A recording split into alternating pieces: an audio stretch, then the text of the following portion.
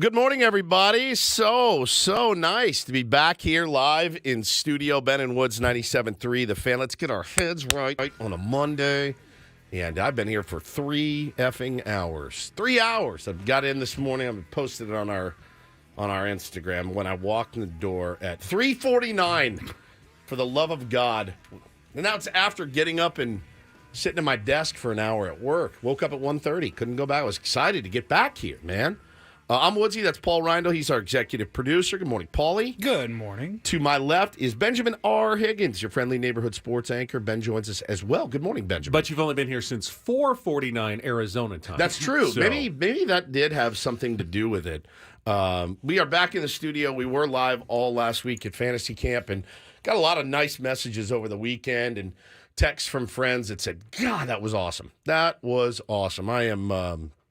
I am very, very pleased with how the whole thing worked out. I'm very, very proud of the shows from last week.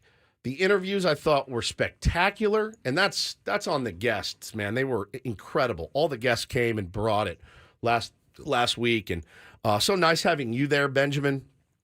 Just made it worlds easier for Paulie and I. It made it easier for us to do interviews. Without some lag, and you're kind of waiting for them to finish, and it never sounded great. It sounded okay.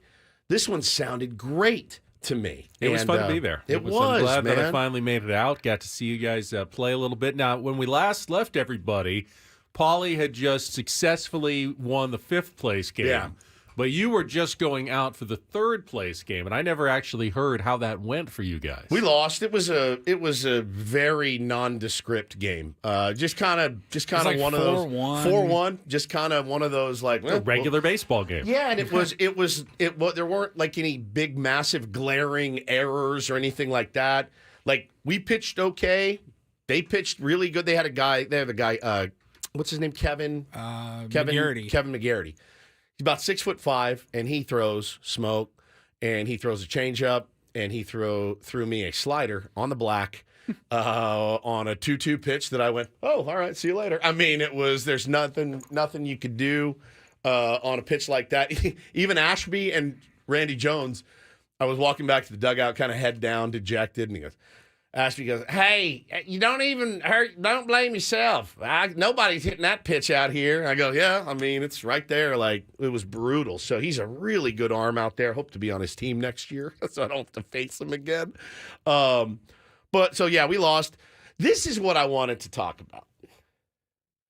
I wanted to talk about our friend and my co-host, Ben, Miss Daisy Higgins, is what I want to talk about. This is unbelievable. We're going to walk through this here for a moment, and we're going to there's some holes in your story, all right, that I want to get to the bottom of here. So I've got some theories, and you can feel free to shoot these theories down.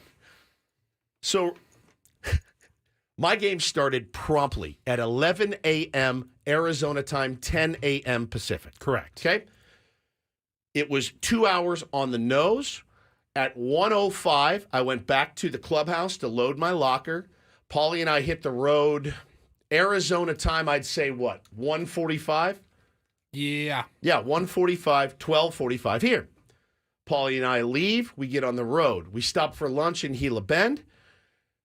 We got gas. We got gas. We got caught at a light for 2 stops as a giant semi-truck blocked the entire intersection. So 2 full cycles of that. Two different semi-trucks. 2 different semis did it. We were there for 15, 20 minutes. Got gas. As we pulled into, what would you say, Temecula, maybe? Maybe even past Temecula. We were only about... You don't go through Temecula. I'm sorry, we not were near Temecula. Temecula. Not Temecula. Alpine. Like Alpine. Yeah, Alpine. We were just getting into El Cajon. Coming down from yes. Viejas Casino on the 8. We were right into El Cajon, and we got a text. No, I told Paul, I said, text Ben and make sure he got home okay. He'll have been home for hours. Ben writes back, I just got home 20 minutes ago. And I go... I have the time. I go, that's impossible. And we were in the car. That was at 5:18 p.m. Yeah. Paulie and I are in the car, and I go, he had a conservatively had a 2-hour head start on us, and you got home 20 minutes before we got to Paulie's house. Did you stop by Explicit on your way out? Have a cocktail, maybe grab one more No, of course not. lap dance? Of course not. So you had been home for 20 minutes when you texted us. Yeah. I just checked because I told my wife, hey, open the garage when we were pulling up. It was about 30 minutes later that Woods had dropped me off at my house in Escondido. Yeah. So you beat us by about 50 minutes. Yeah, I left about you had a 2 hours 2.5 early because I came and watched a little bit of your game. But it was there was with all of our stops Yeah. and everything, it was easily a 2.5-hour jump. Nothing unusual happened. Did you stop and hit golf balls somewhere? I did not. I Play stopped. a quick 9?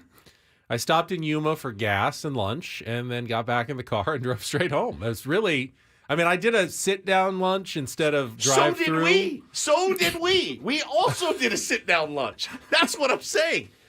Did you? There are no sit-down lunches in Gila Bend. We went to McDonald's. That's and not a sat sit-down. down. That's a fast food lunch. But we sat down. I did the old, waitress and actually sit in a booth. Mr. G's. Yeah, I went to Cretine's, which is another Mexican restaurant in You are Yuma. fancy. It wasn't any fancier than We even went to normal Love's gas restaurant. station after that. And we went to 2 gas station How stops. is this? How fast did you set your cruise at 58? I was going right around 80. I think. There's no way. The math is not mathing. It doesn't math very well because it was a fairly efficient drive home. I was moving along with traffic. There was no unusual stops. There was some traffic in the last 30 minutes trying to get back up the 5 in San Diego. It was Friday afternoon rush hour traffic. Did you? You didn't. You would have had to hit the same bit. stuff. We hit a but little yeah. bit. No, it wasn't too That bad. added about 20 minutes at the end. But I can't believe. I mean, all I pictured was you in a horse-drawn carriage coming home from Arizona. How long did it take you, Ben? do you want me to drive to spring training No, so you can see absolutely. how exactly the process works? Now, I've driven with you to spring training. It is torturous. And I've driven alongside of you guys, but not with you. Yes, and Paulie lapped us there. And you can open it up a little bit out there. You're in the middle of the desert. I promise I wasn't being whizzed by. I would say I drive. Somebody just said there's a glitch in the Matrix. There was a glitch in the Matrix. I'm very confused because I don't drive maybe as fast as you do, but I'm still, I would say, on the faster side. I mean, I have to move over to the fast lane and go by cars occasionally. Every once in a while, there's a faster car that goes by me. I'm not the fastest car on the road, but by no means a slow car in the slow lane that is constantly being passed. I spend most of my time in the left of the 2 lanes Don't lie going to by me. other All cars. right, I really do. Don't lie to me. All right. Hey there, Delilah. Don't lie to me. You lie to her. All right? If you're going to lie to somebody. Okay? I can't believe it. Covered wagons are faster. They can get there faster than you. Ask Paulie. I was irate. I was driving home. I go, I don't get it. Worse things to be called than a It's true. safe driver, I guess. It's true, but I was irate. I go, Paulie, it doesn't make sense. There's something We're missing here. doing the math. We're taking into account the time difference. We're I was what surprised you were happened? already in El Cajon. That surprised me. Are you sure you're not going I'll exceptionally be in my fast? house in 30 minutes. You had a 2.5-hour head start. Would you say you ever hit 100 on the drive? Oh, yeah. See, I've never. 100%. I would never go above 85. That would be probably my maximum. I Greek 88 says because he weighs less, so he moved faster than 2 chubbies. Thank you for that. I Greek. Yeah, I'll tell you though. Paulie and I both had the convo on the way home. As we got in the car, I'm fresh off of a game. I caught the last few innings, so I got in baseball pants basically, and got in. We made our first stop to get gas after an hour or so. Yeah. Both of us getting out of the car like this.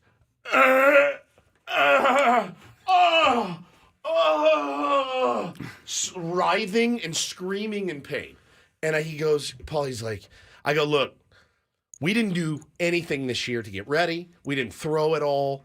My arm hurts. Your arm hurts. My back's killing me. Paulie's like, bro, we got to drop some LBs. I go, there's no doubt. I go, I got to get this body better finely tuned for it, because I woke up Saturday and my kids are like, Dada, Dada. I was like,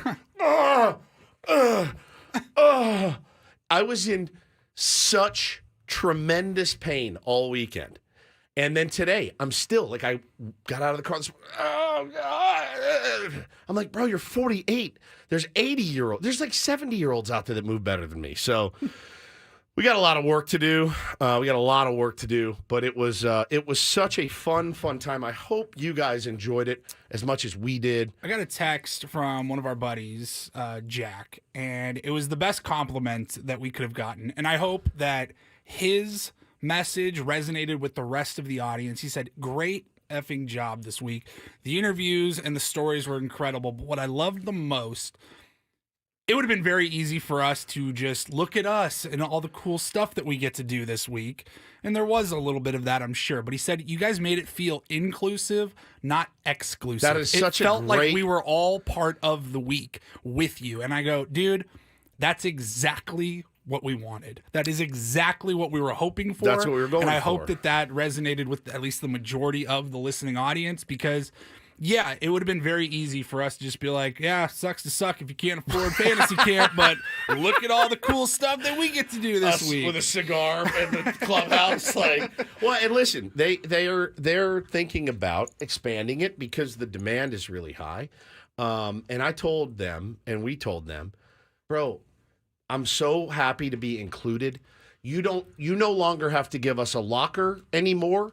You can just give us our gear and we'll just show up in it. Like, you don't have to do any frills. If it's a matter of two new players showing up for the first time. Yes, put us in, build us a lean-to, a shanty, something. We'll get dressed in the crapper. I don't care. I love being there. I love being around the guys. I love getting to pick their brains. I mean, look, if you heard the Goose Gossage interview, it was wheels off. And we can revisit it, this week if we want. There's really not a lot going on. We can revisit it.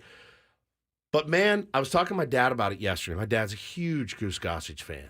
And he goes, man, it's almost kind of sad. I go, I know. I said, you can understand now why the Yankees were like, bro, beat it. We don't need you out here calling our kids P words, and you can have that thought, but still go out and help people.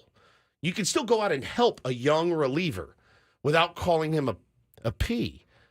Yes, and you can have your thoughts, you can have the way you feel, without saying I'm going to shove the GM in a trash can and nerds this, nerds that. Great. Leave all that stuff aside and just go be Goose Gossage for these guys. And I think there's a spot for both viewpoints in the game. And, Goose made the point that, hey, I threw more innings and, my arm never got hurt and they're coddling these guys too much and that's why injuries are happening. I'm sure that is true for certain players, but he ignores there were plenty of pitchers who got hurt back in his day. They didn't have the medical technology to fix them. So you get the Mark Fidriches and Sandy Koufaxes who burn bright and then flame out really fast because, well, arms are arms, and they haven't changed that much. Evolution has not changed the arm that much between, the 1960s and today. So they're trying their best to extend careers and do good by these players and by their organizations. Yeah, and that's the thing. And are some players, are they maybe too cautious in instances? Yeah, of course. Of course they've gone to the extreme, maybe the other way on certain guys. But the other thing too, Ben, is, I always tell the Bob Melvin story last year about the kid that couldn't throw because the TrackMan wasn't set up. That's not his fault. You know whose fault that is? That's his dad's fault, or that's his high school coach's fault, or that's his agent's fault. It's somebody's fault. No kid that pitches his way through high school just shows up to big league camp and says, "Where's the TrackMan? I got to throw." No, man, that's what he's been taught. So you can unlearn some of that behavior as well. And I think there is that's the thing that really the overarching theme for me is a blend of the two. I've always loved a blend of the two because I could listen to Gary Templeton talk about playing short all day long. I could listen to Tim Flannery talk about breaking up a double play, going first to third all day long. But I can also listen to Kyle Bodie tell me this, or Eno Saris tell me why this is important. It's all beautiful. It's all part of the game. So, this year as I go on and we learn more and more about the game of baseball, because it's constantly evolving. You're a nerd too. I want to keep in mind everybody's perspective, but you can understand why the Yankees were like, "Hey, man, you're not welcome here anymore." It made sense to me. But man, it was just a really cool experience. Got to talk to some big names, certainly, and just a lot of fun. So I hope you guys enjoyed it as much as we did. Well, it's good to be back, though, and Yeah, get more into a normal routine this week as we get closer to spring training. Padres pitchers and catchers reporting on February 11th. We'll come back, set the stage for what we've got, hand out the menus. We did have, of course, NFL playoffs from the weekend. We'll get into that. The return of Fade Ben with a vengeance. Good. Oof. This NFL postseason, it is back, and it is strong. Are you okay? Is what I want to ask. I am a little shell-shocked here from my picks over the first 10 games of the NFL playoffs. How many did I get right? One. 1-9. One. Wow. Yikes. We'll get to all that coming up. Good morning. Monday. Be careful out there. It's already raining. It's supposed to be a wet weather Monday here in San Diego. Let's check that traffic, see how it looks early with Kelly. Then we'll be right back with more Bennett Woods on San Diego's #1 sports station, 97.3 The Fan.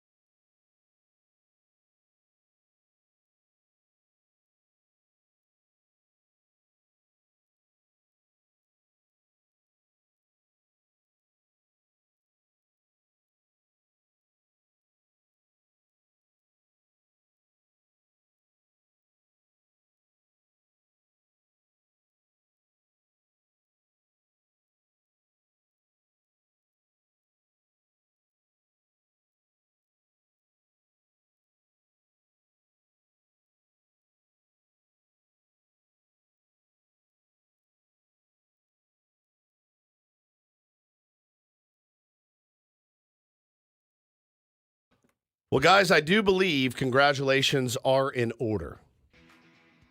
Want to take this moment to give a nice, warm shout out and a word of congratulations to, our best friend, one of the best Padres players I've ever seen, our third baseman, Manny Machado, and his absolutely lovely wife, Yaine.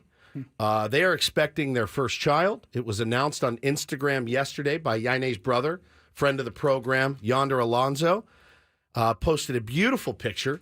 Yonder and his wife, and Manny and Yaine in the middle, and they are dressed to the nines. I'm assuming they were it was a baby shower. It's going to be a little boy. And Yonder said, "God bless my beautiful nephew." It's awesome. And I just was filled with excitement and that warm feeling that one of your best friends is about to be a dad. Our contractual best friend. If you don't believe me, we have a signed contract, so You're suck it. picturing play dates with Bo and Taylor already, aren't you? You know what, man? Not even. I just am happy for them. There it is, the signed contract. So, yes, you are contractually obligated to do a few play dates with us, I think. And I'm really just here for any questions he might have about, fatherhood and stuff like that. I got to tell you, coming home from camp, I got home, no one was home, and it was the worst feeling. They were still at football, Friday Night Lights. You wanted to be the conquering hero Oh, that turns man. home. They run out to the car to greet you, give hugs. Oh, no, I'm sorry. They had just gotten home, but the kids were already in the shower. So there was no daddy running up, and I walk in, and I'm waiting. And I was like, "Oh, hi, welcome home." Gave me a hug and a kiss. So I snuck back to the shower. They were in there. And they go, "Dad!" And they flipped out. It was awesome. But, yeah, I wanted to run down the driveway and to jump into the arms. But, man, it was so good to see them. And I thought when I saw that news yesterday, I said, good for him, good for her. They are such a family-oriented family. This will be good for Manny to settle down his wild ways. Yeah, right, right. He's, I think he's going to be a great dad. I think she's going to be a great mom. I'm joking, by the way. Manny's already like the homebody. He's already got the family lifestyle going. Yeah, it was just like that was the last thing they were missing was just a child. But, man, I'm happy for them. It's just the greatest feeling. And he'll wake up now, I think, as he already does. He's a grinder. He's a gamer. But now he gives you a little bit of that extra. They call it dad strength. Dad strength. And it's a little bit extra juice to make sure you do, I got to keep doing the right thing here because, I got somebody else dependent on me. The kids, if it's a boy, it's a boy. Imagine that kid picking balls out of the dirt at like 8 months old. I mean, just backhanding, big long throws in T-ball. Maybe he won't love baseball at all. I doubt that very much with his family bloodline with Yonder and Manny, but He's a future MVP candidate. Yeah, that's true. Already. AJ honest. Preller's already got his eyes on that fetus right now to try to lock him down because but it's just such a special thing for them. So congratulations from us if you're listening. If you're not, it's fine. Let's skip the hot takes out there as well. I know there's people who are thinking, oh, Manny's going to be distracted. No chance. Newborn at home, probably not going to have a great season. You have no idea. It's the same thing with the Travis Kelce, Taylor Swift thing and just the hot takes. Well, Travis not having a great season because of Taylor, but, he had 2 touchdown catches yesterday. I mean, if you're going to blame her, are you going to give her credit? It doesn't really matter. Everybody is going to react in their own ways to life events. Some will turn it into a positive. Some probably will be a distraction for others. But it's there's to each nothing person. that needs to be said other than Congratulations. Exactly. That's it. Just leave it at that. If Manny and Yaine, if you are listening, my schedule is free to be a godfather. Just in case you wanted somebody, with a platform here. And whatever else you need, we're happy to watch your child. Whatever you need, man. I'm very happy for you guys. Babysitting services. 100%. So it's just a cool moment for them.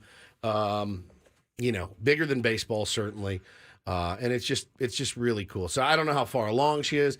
I mean, I seems like it'll come sometime during the season. Yeah. I would think though, if they're at the baby shower which is awesome. Showing, so probably in the next few months at least. So now, sometime during the season. Hopefully. My wife's going to need to be careful on social media because my wife does not believe in paternity leave for professional athletes. My wife, Mrs. Woods, is like, Oh, he's missing a game. Why? Well, he's for the birth of his child. Well, how many kids does he have? Well, he has 3. Oh, well, he doesn't need to be there for the 4th. He's actually useless for the first 6 months. Babe, that's like the hottest take I've ever heard. So, It's Manny, become standard in Major League Baseball. Yeah. Guys have a baby, and usually they're gone for like 3 or 4 games Few at games, least, just to kind of get settled at home and make sure everything's okay. So I would expect that will happen at some point during the season for Manny. a great point in here by Elisa. Now you have to keep Huss on Kim because Manny could be gone for as long as a week. So you're going to need somebody to we can't. fill his shoes. He's got to stay. Got to keep him now. Got to stay. All right, here's on the menu today. We're getting back to a more routine show. So anyone who missed, the normal Ben and Woods while we were in Arizona last week, kind of going off the rails a little bit with interviews and having a ton of fun. We'll kind of get back to the schedule. We'll start coming up in bottom of the hour here. NFL playoffs. I think you got to begin with the 4 divisional playoff games over the weekend. Some excitement, some upsets, some favorites that held on. Covers, not covers. We'll get into all 4 of the games this weekend and get you ready for the conference championship games coming up this Sunday here on 97.3 The Fan. Get into some Aztecs basketball, a tough loss at Boise State on Saturday morning. We'll also give away a pair of tickets to tomorrow night's game against the Wyoming Cowboys at Viejas Arena. And there were a couple of baseball moves involving former Padres this weekend. Indeed. No longer Padres. We'll get into the MLB news as well. All coming up in the first half of Ben and Woods. Do not go away into the NFL playoffs when we come back on San Diego's #1 sports station, 97.3 The Fan.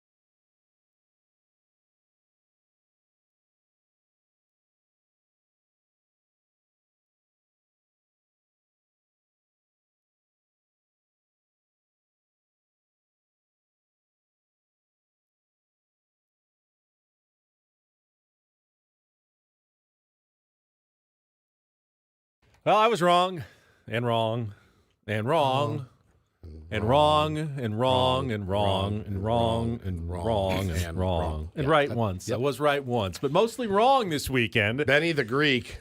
I think my biggest wrong, though, I doubted Patrick Mahomes and the Chiefs. I just didn't think they had it this year. Was this the one, and I'm not being a jerk here, I'm legitimately trying to remember. Was this the one you thought would be the blowout? Yeah, Okay. I thought the Bills would Hey, you sold me a little bit on take that. care of business pretty handily at home. You know, it's been a long time. I mean, Patrick Mahomes, they never have to go on the road in the playoffs, so it's just they didn't look that impressive during the regular season. Sure, they beat the Dolphins in the first round, but that didn't convince me of much. Honestly, let's get into this game because there were a bunch of good games this weekend. 3 of the 4 were close. Yesterday's games were fantastic, but I think the Chiefs-Bills one was the most compelling of all. Let's jump into that after a quick check of traffic here on 97.3 The Fan. On 97.3 The Fan Traffic Center, here's Kelly Danick. Traffic is sponsored by Valvoline Instant Drive-Thru Oil Change, your 15-minute instant drive-thru oil change. Well, guys, pick a freeway. You're going to find accidents on all of them thanks to rain hitting a good part of the county, so please give yourself plenty of extra time. I will mention a few accidents here. One of them on southbound 805 at the eastbound 54 connector. Also, eastbound King Freeway has been hit with a crash just past College. Yep, vehicle facing the wrong way in the center divide. Seeing a lot of that. Traveling on northbound 163 past Friars Road, there's a crash. Also traveling on the westbound 8 before the 805, a collision. Southbound 15 before the 8 crash. And traveling on northbound 805 before Nobel. We have reports of an accident over to the right shoulder. Yep, vehicle facing the wrong way there. Stop by any of the 30 San Diego Valvoline Instant Drive-Thru Oil Change centers. You don't have to get out of your car. It usually only takes 15 minutes or less. Visit SoCalOilChange.com for discounts and locations nearest you. Valvoline Oil Change centers are open 7 days a week. I'm Kelly Danick with Ben & Wood, San Diego's #1 sports station, 97.3 The Fan. 44 yards, Bass. No, he doesn't make it. Wide right. Wow. The 2 most dreaded words in Buffalo have surfaced again. Oh, man, my heart broke for that kid. And with that, the Kansas City Chiefs pull off the 27-24 win over the Buffalo Bills to advance to their 6th consecutive AFC Championship game. It's not an AFC Championship game anymore without Patrick Mahomes and the Chiefs. And I don't know, tell me if I'm wrong. I watched the Chiefs play enough this season. They didn't play that well this year. Bro, I lost most of my money this year on Chiefs games. Literally most of it. You know the other team? The Bills. Those 2 teams probably cost me more than any other team. Remember all the drops and the missed plays and just the looking out of sync on offense all season long? That plus the meltdowns by Patrick Mahomes when he didn't get a call that when it just didn't feel like this was a team that was going to go on any sort of run. Now, they could absolutely get bodied next weekend. They absolutely could, Ben. But to see that yesterday, that was such an impressive victory, especially with them almost fumbling it away. I mean, it was a really impressive victory, and they did what they had to do to get the job done. Pacheco is my favorite running back to watch in the NFL. I feel like anytime he touches the ball, he's going to explode. And he had 97 yards, but holy crap, were they huge yards every time he touched the ball. And as for Tyler Bass, obviously he's wearing the goat horns today in Buffalo. I wouldn't call this a Scott Norwood situation, though. It's not the Super Bowl, first of all. Second of all, let's be honest. Even if he had made it, didn't everyone pretty much assume the Chiefs would go down and at least kick a field goal and win the game? I mean, they left him with too much time. Yeah, they would have had a shot at least, but to me, Buffalo was already in bad shape either way at the end of that game. And you know this, you hit a draw. Sometimes you don't draw it enough. It was a 12-mile-an-hour wind going left to right, and he started it around the right, I thought it was going in, and then you saw it just draw and missed it. And he took complete responsibility. His quote was ultimately, "It's completely on me. I got to do a better job of getting through to my target. I got to do a better job of playing it a little bit more left when you have a left to right win. I've been here long enough to know you have to do that. I was trusting my line. I had in warm-ups. I hit a good ball. It didn't work out. I feel terrible. I love this team, and it hurts. This one hurts bad. I got to do a better job on me." You know, I heard a lot of consternation in the last 12-plus hours about, can the Bills just run it back, getting older? You bring back Sean McDermott. You have to make major changes. Is this a team that just can't get it done in the playoffs? And I would caution I would caution against an overreaction because a lot of times a loss is not an indictment on a franchise or an organization. Simply a loss against another team, and you just happen not to make a couple of plays. Yeah. And the Bills didn't get trounced. They didn't get thoroughly outplayed. They weren't outclassed on that field. There were a couple of moments. Stephon Diggs not bringing in that absolute rocket launcher of a pass from Josh Allen that could have changed the game. You had the weird fake punt situation where Damar Hamlin didn't make it on fourth down. Ultimately, they got the ball back because of the fumble through the end zone that happened just after that. So don't know if that cost them, but just kind of an unforced error by the Bills in that situation there. They weren't, they're not light years. It's not like they didn't belong on the same field. And if they played that game 10 times, my guessing is Buffalo wins a few of them. Is it 4? Is it 5? Is it 6? I don't know. But yesterday, it was the Chiefs that won it. Do you go out and make major changes to an organization based on one game, or do you go out, learn from some of the mistakes you made, and just try to be better the next season? If I'm Buffalo, I'm actually just trying to learn from those mistakes, go out and be better next season, and not overreact to this loss. Of course, the danger is if you don't learn from it, you're just doomed to repeat it, and you just can't get by that final hurdle that you need to get to the Super Bowl, where you just continue to be locked out from winning. Well, I think that's a good way to look at it. I don't know how well that would go over in Buffalo this morning, but I think in a couple of months when the sting goes away a little bit, I think you're absolutely right. You can always improve your team. You can always make, upgrades at certain positions, but this doesn't need to be any sort of, we've got to completely change the way we do business because we lost to the Chiefs. But I can see losing to the same team year after year after year in the playoffs where you're like, all right, we got to change something. Yeah, something's got to change. We have got to beat this team. Man, and I saw Stephon Diggs catching a lot of grief, and I think it's for good reason. I can't complain after every single game that I'm not getting the ball and and I want the ball more. And well, here it is. Biggest play of the game. Went right through your hands, man. If you're going to run your mouth like that, you got to make those plays. And Josh Allen missed a couple of really, there's no easy throws for a fat slob like me. For him, he missed a couple of really easy throws, Ben, late in that game and on that last drive that killed him. Couple of good comments here in the YouTube chat. The Beef says, Bills D was crazy, injured anyway. They were so unhealthy. Brandon says, McDermott isn't the problem. Maurice Jones-Drew pointed out last night. That would be like firing Tony Dungy when the Colts couldn't beat the Pats. Trust the process. Trust it. Colts eventually won one. It's true. Now, I don't know if the Chiefs are going anywhere. If this to me felt like kind of like the Dodgers this last season. This was the year to beat the Chiefs. They weren't at 100%. They weren't at their strongest, and yet you couldn't get by them. That might be one of those regrets, like the Padres regret having such a bad season when it looked like the Dodgers might have been vulnerable. And now, of course, the Dodgers look less vulnerable than ever, and the Padres look like the mountain looks even bigger. I'm sure in Buffalo there's going to be a similar feeling to that as well, that the mountain looks even bigger going forward.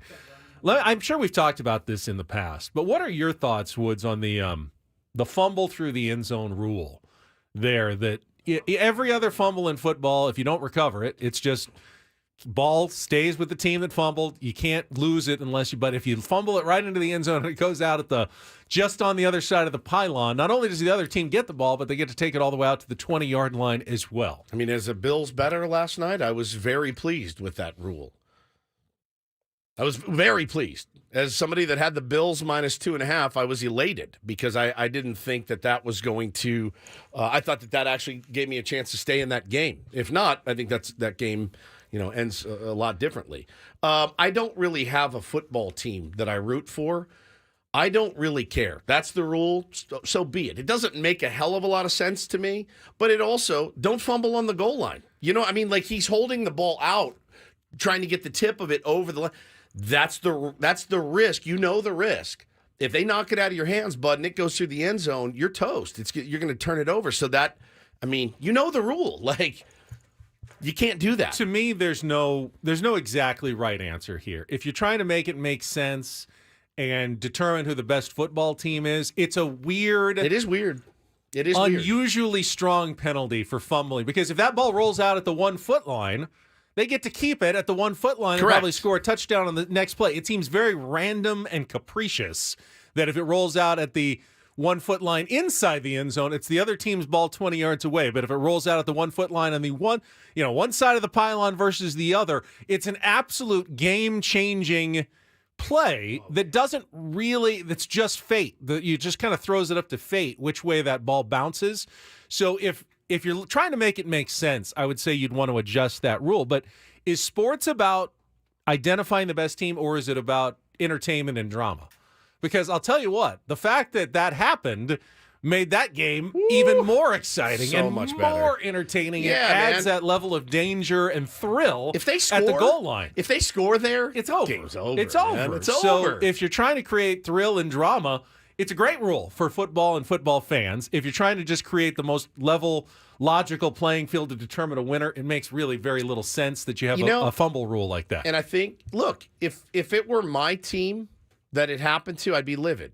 If it were my team that benefited, I'd be happy. I'm a human being. That's how I operate. So right now, as it stands, I think it's a fine rule. Oh, this is going to be tough. Let's go out to the phones because Brian is a Bills fan and wants to Brian. chime in this morning. I'm so sorry, Ouch, man. Brian. So Good sorry. morning. So sorry. So sorry. Morning, fellas. How you doing? Good, buddy. How are you?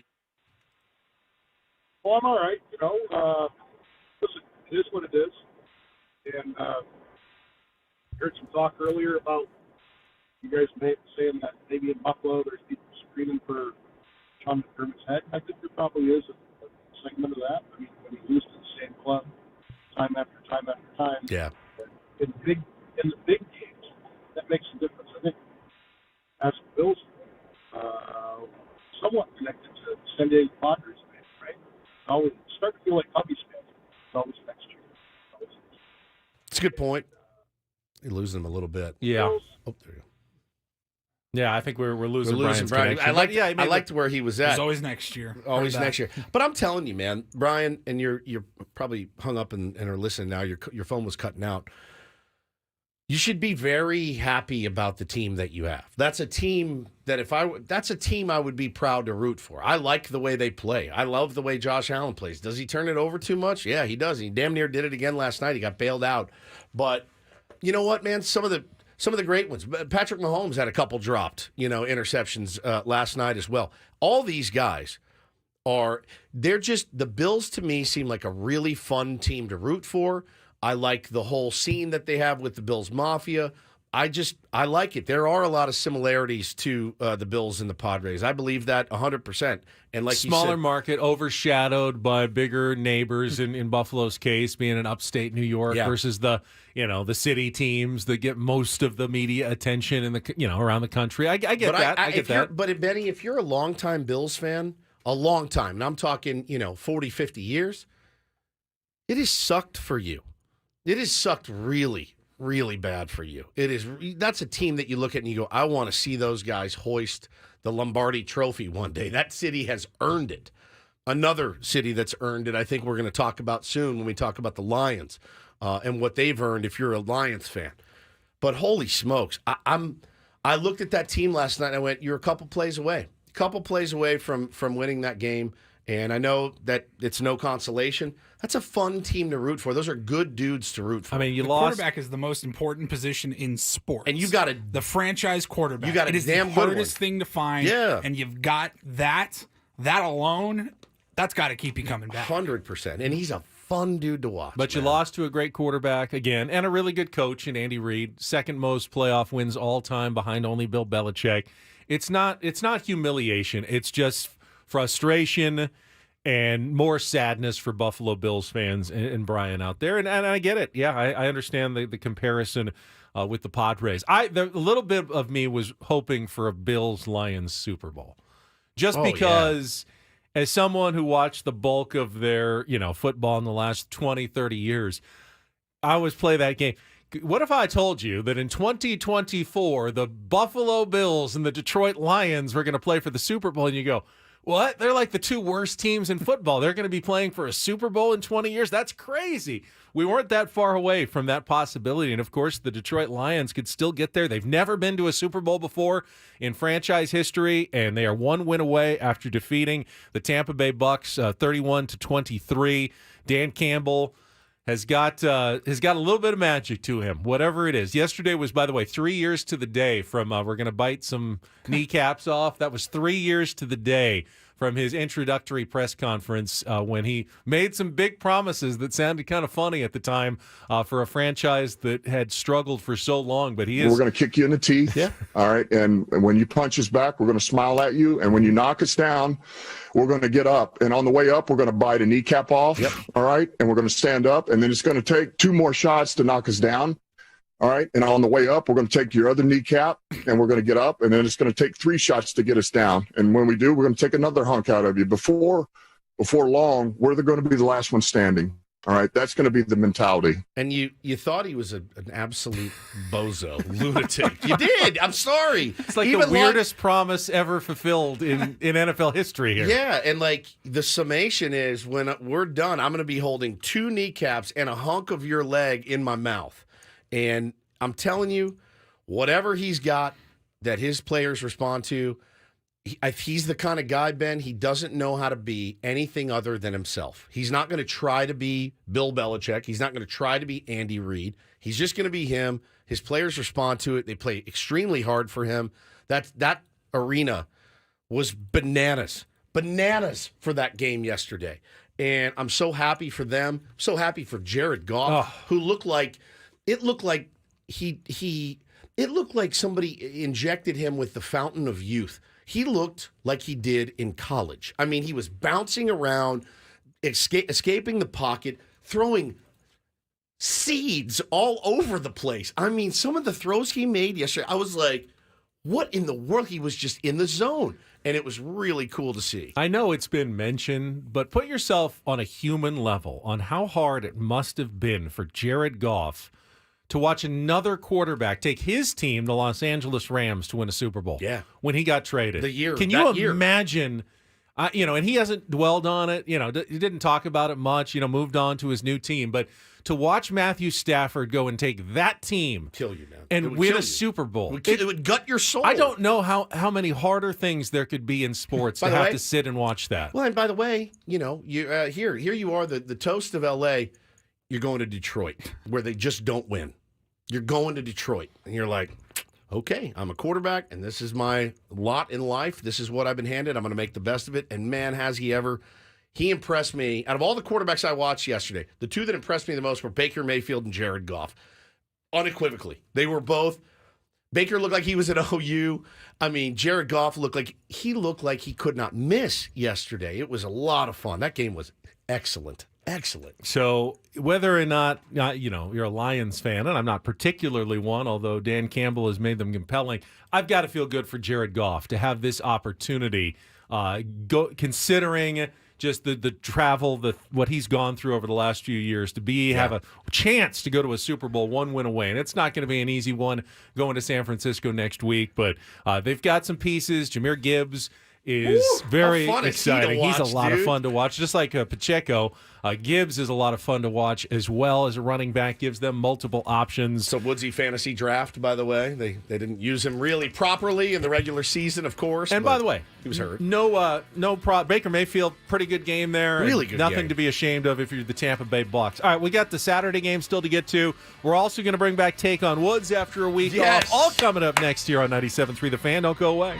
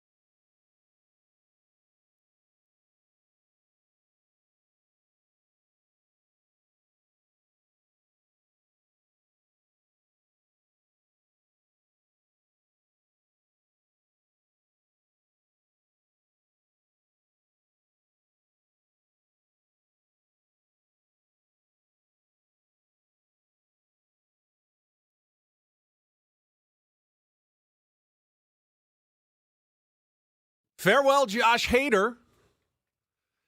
Yeah, or not.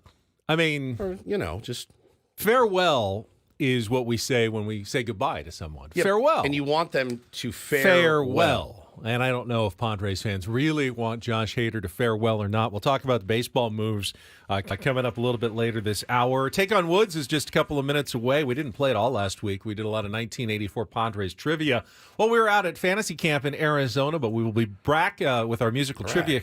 We'll be back with our musical trivia challenge here in a couple of minutes. If you want to get online early, you can call right now, 833-288-0973. Chance to qualify for that trip to Las Vegas, concert tickets, the whole shooting match against Woods, 833-288-0973. We just talked about yesterday's NFL games. Had to mention Saturday's games as well, including maybe the best game of the weekend. I don't know. Chiefs-Bills was pretty good, but 49ers-Packers was an outstanding football game. My God. Lots of drama, lots of back and forth, and you actually had what you're always looking for in the playoffs. Put the ball in the hands of an MVP candidate like Brock Purdy and see if they can get it done trailing in the fourth quarter on a final drive. And that's what the greats have done in the history of the NFL. And while Brock Purdy is a long way from being an NFL great, he took a step in that direction by leading his team on the game-winning drive. 69 yards capped by the touchdown by Christian McCaffrey with 1:07 remaining to reach their third straight NFC Championship game with a 24-21 win over a pesky Packers team. Gave them everything they could handle, that man. played really well for the first, 3 quarters of that game in a situation where I thought they'd probably get their doors blown off. Happy to be there, got their win. No, they were determined to see if they could stretch this thing all the way to an NFC title game or a Super Bowl. And 49ers fans had to be extremely nervous watching as that game unfolded on Saturday. Christian McCaffrey remains one of the best trade deadline moves in the history of the NFL. They're not the 49ers without Christian McCaffrey. And, what he brings to that team, Benny. 2 scores for him. He was unbelievable. Purdy was very pedestrian. He missed a ton of throws as well. Adrenaline, don't know what it was. I know that it was he was a little moist. They showed that. You see that clip of him dropping back with the ball, wiping his throwing hand on his jersey, then re-grabbing the ball to try to throw it. A little slick out there. It's like me on the golf course on Saturday morning. Pouring rain. It was pouring on my second 9, and I was walking, and I was waterlogged. My glove was soaked through. My terrible. grips were wet. I could barely hold on to the club. It was a tournament, and I was fighting through. But it's hard to play when it gets wet and slippery, although everyone made so much about the weather. Wasn't losing Deebo Samuel in the first quarter maybe even a bigger deal?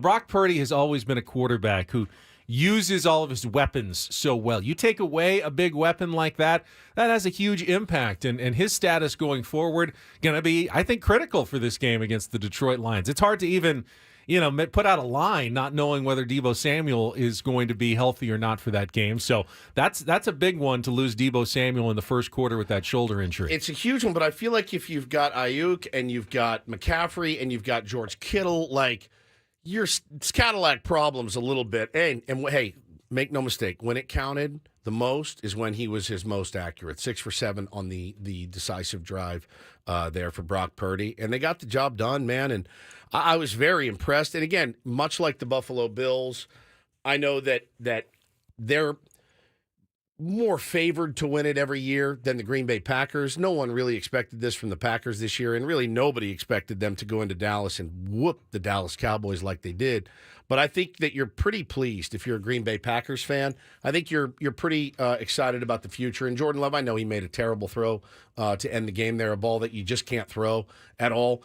It's going to happen, man. It's going to happen. He's still learning. But there's a lot to be excited about if you're a Green Bay Packers fan. Yeah, his third quarter, 2 touchdowns, both go-ahead scores in the third quarter. Jordan Love made huge strides here in his first season starting. And if you're a Packers fan, you look at this season as a win. I know you're a Super Bowl organization, and when you don't win at all, it feels like you're falling short. But let's be honest, no one expected much this year. Didn't even think you'd get to the playoffs.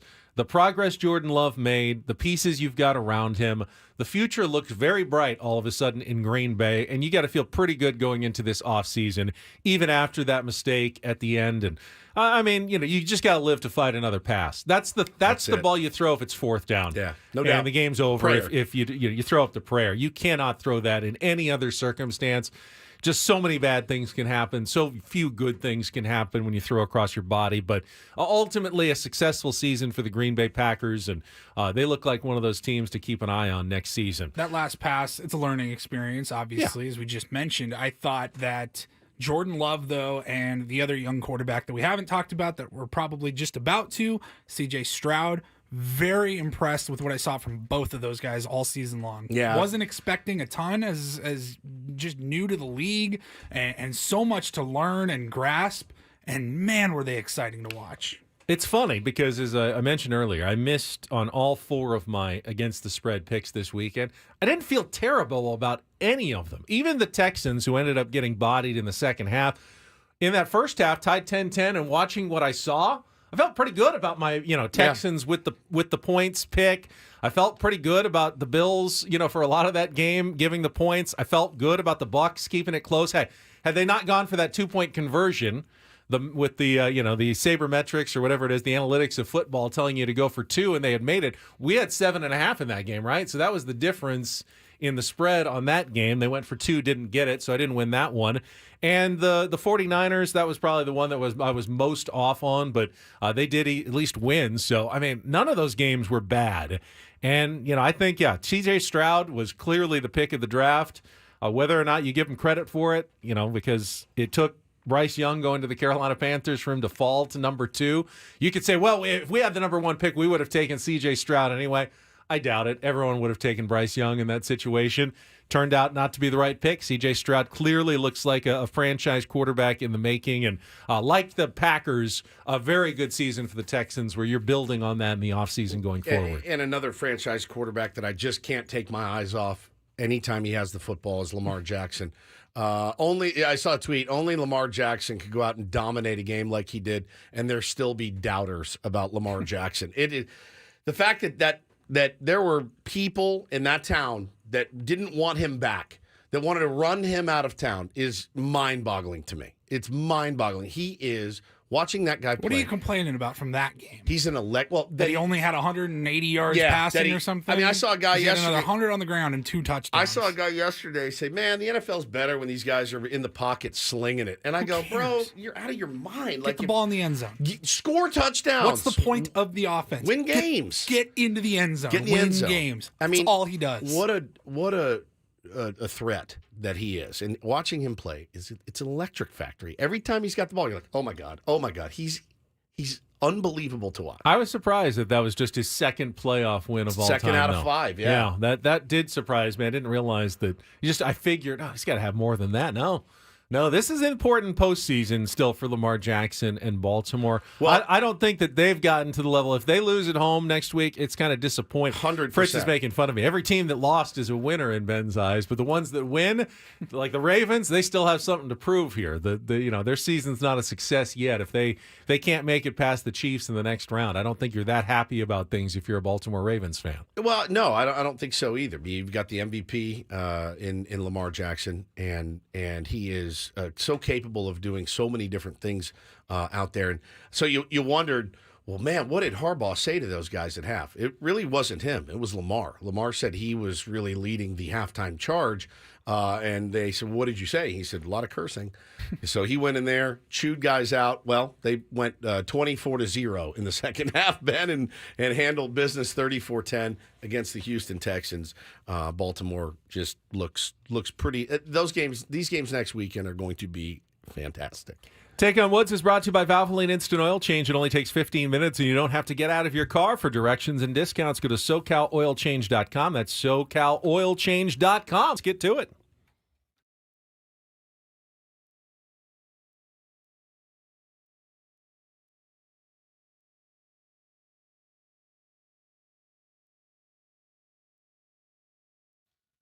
All right, we got Steve as our contestant this morning. Happy New Year to you, Steve. How are you? I'm fine. How are you? Good to hear from you. All right, let's get you into the January drawing for the trip to Las Vegas at the Westgate and the tickets to Tom Kiefer and LA Guns on April 11th at the International Theater. Check out the newly designed Premier Rooms, part of the $70 million in room renovations at the Westgate Las Vegas Resort and Casino.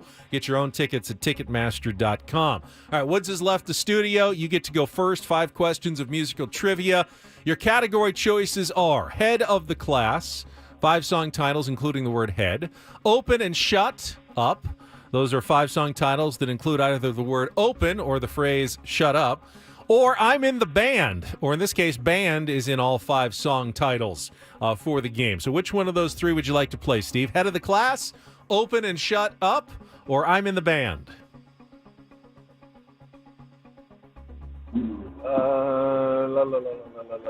I'm in the band. I'm in the band. All right, the new category, again, band will appear in all 5 song titles. Do you want to play Woods straight up or keep your advantage, Steve? I got to keep my advantage. Keeping his advantage. All right, 5 questions, 60 seconds. If you don't know once they pass, we'll come back to it. First question is the 2-second song. You need to give me the title of the song that includes the word band and the artist. To score that point, we'll go on from there. I'll let Paulie cue that up. Paulie, tell me when you're ready. He is ready to go. All right, 60 seconds on the clock. Steve, the category is I'm in the band. Your time begins when Paul plays the music. Good luck. Let's take on Woods. 737 coming out of the sky. Creed Clearwater Revival. Yeah.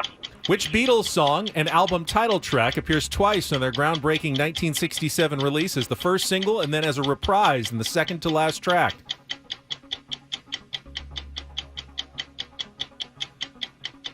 And Run. Incorrect. Grand Funk Railroad's first #1 hit in 1973 is which song about life on tour? For an American Band. Correct. Paul McCartney evokes the theme of Escape in which #1 hit for Wings in 1974. There's Band on them. There it is. Considered one of the 500 songs that shaped rock and roll and released in early 1970 before Truckin', which single became the first to ever chart in the top 100 for the Grateful Dead?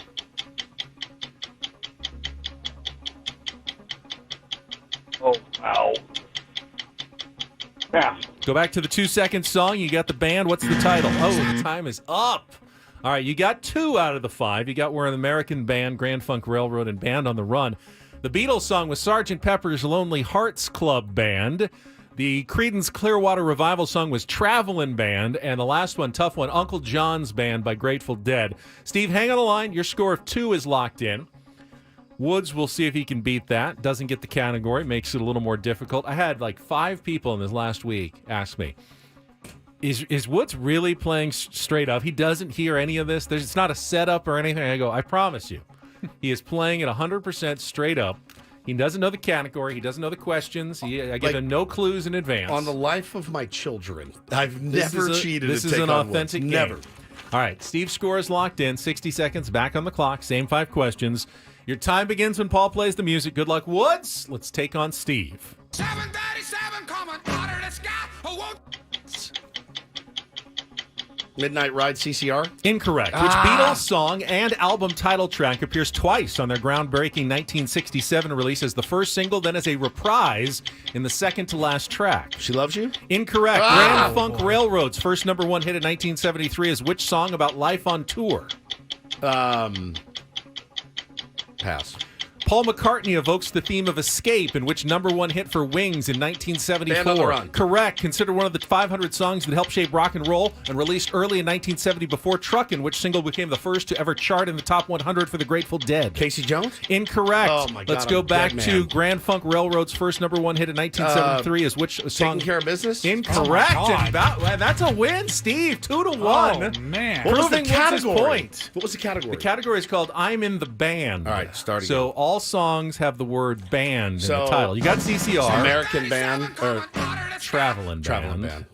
And then the Beatles album Is it was a Beatles album. It was and song is it was I don't know. Sgt. Pepper's Sgt. Lonely Hearts Pepper's Club Lonely Band. Hearts Grand Club Funk Band. Railroad is we're an American band. You Okay. got Band on the Run, and then Uncle John's Band. Uncle was the John's Band. Love that tough song. one That was by a the tough- Grateful Dead. Brutal category. Tough category, Steve. It pays off Is that for the you first today. L of the year? It's the first L of the year for Woods, proving our point that he is not cheating at this game. Steve, hang on the line. You think that feels good? That does not feel good.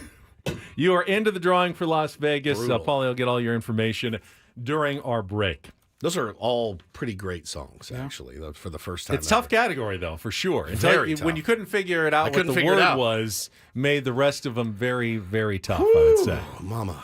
All right, we got Don't Do This coming up next. I don't know if this is a Don't Do This or not, but can someone explain to me what is Club Shay Shay? And who is Cat Williams? And what the heck was going on with Shannon Sharp over the weekend at Saturday Night Live? So I missed this, but I can explain everything up until Saturday Night Live. Okay. I missed Same. all of that entirely. I do want to talk about C.D. Lamb's mom. Oh, Did you see this? no. Oh, God. All right, that is coming up next. It's Ben and Woods. We'll be back after a check of traffic here on 97.3 The Fan.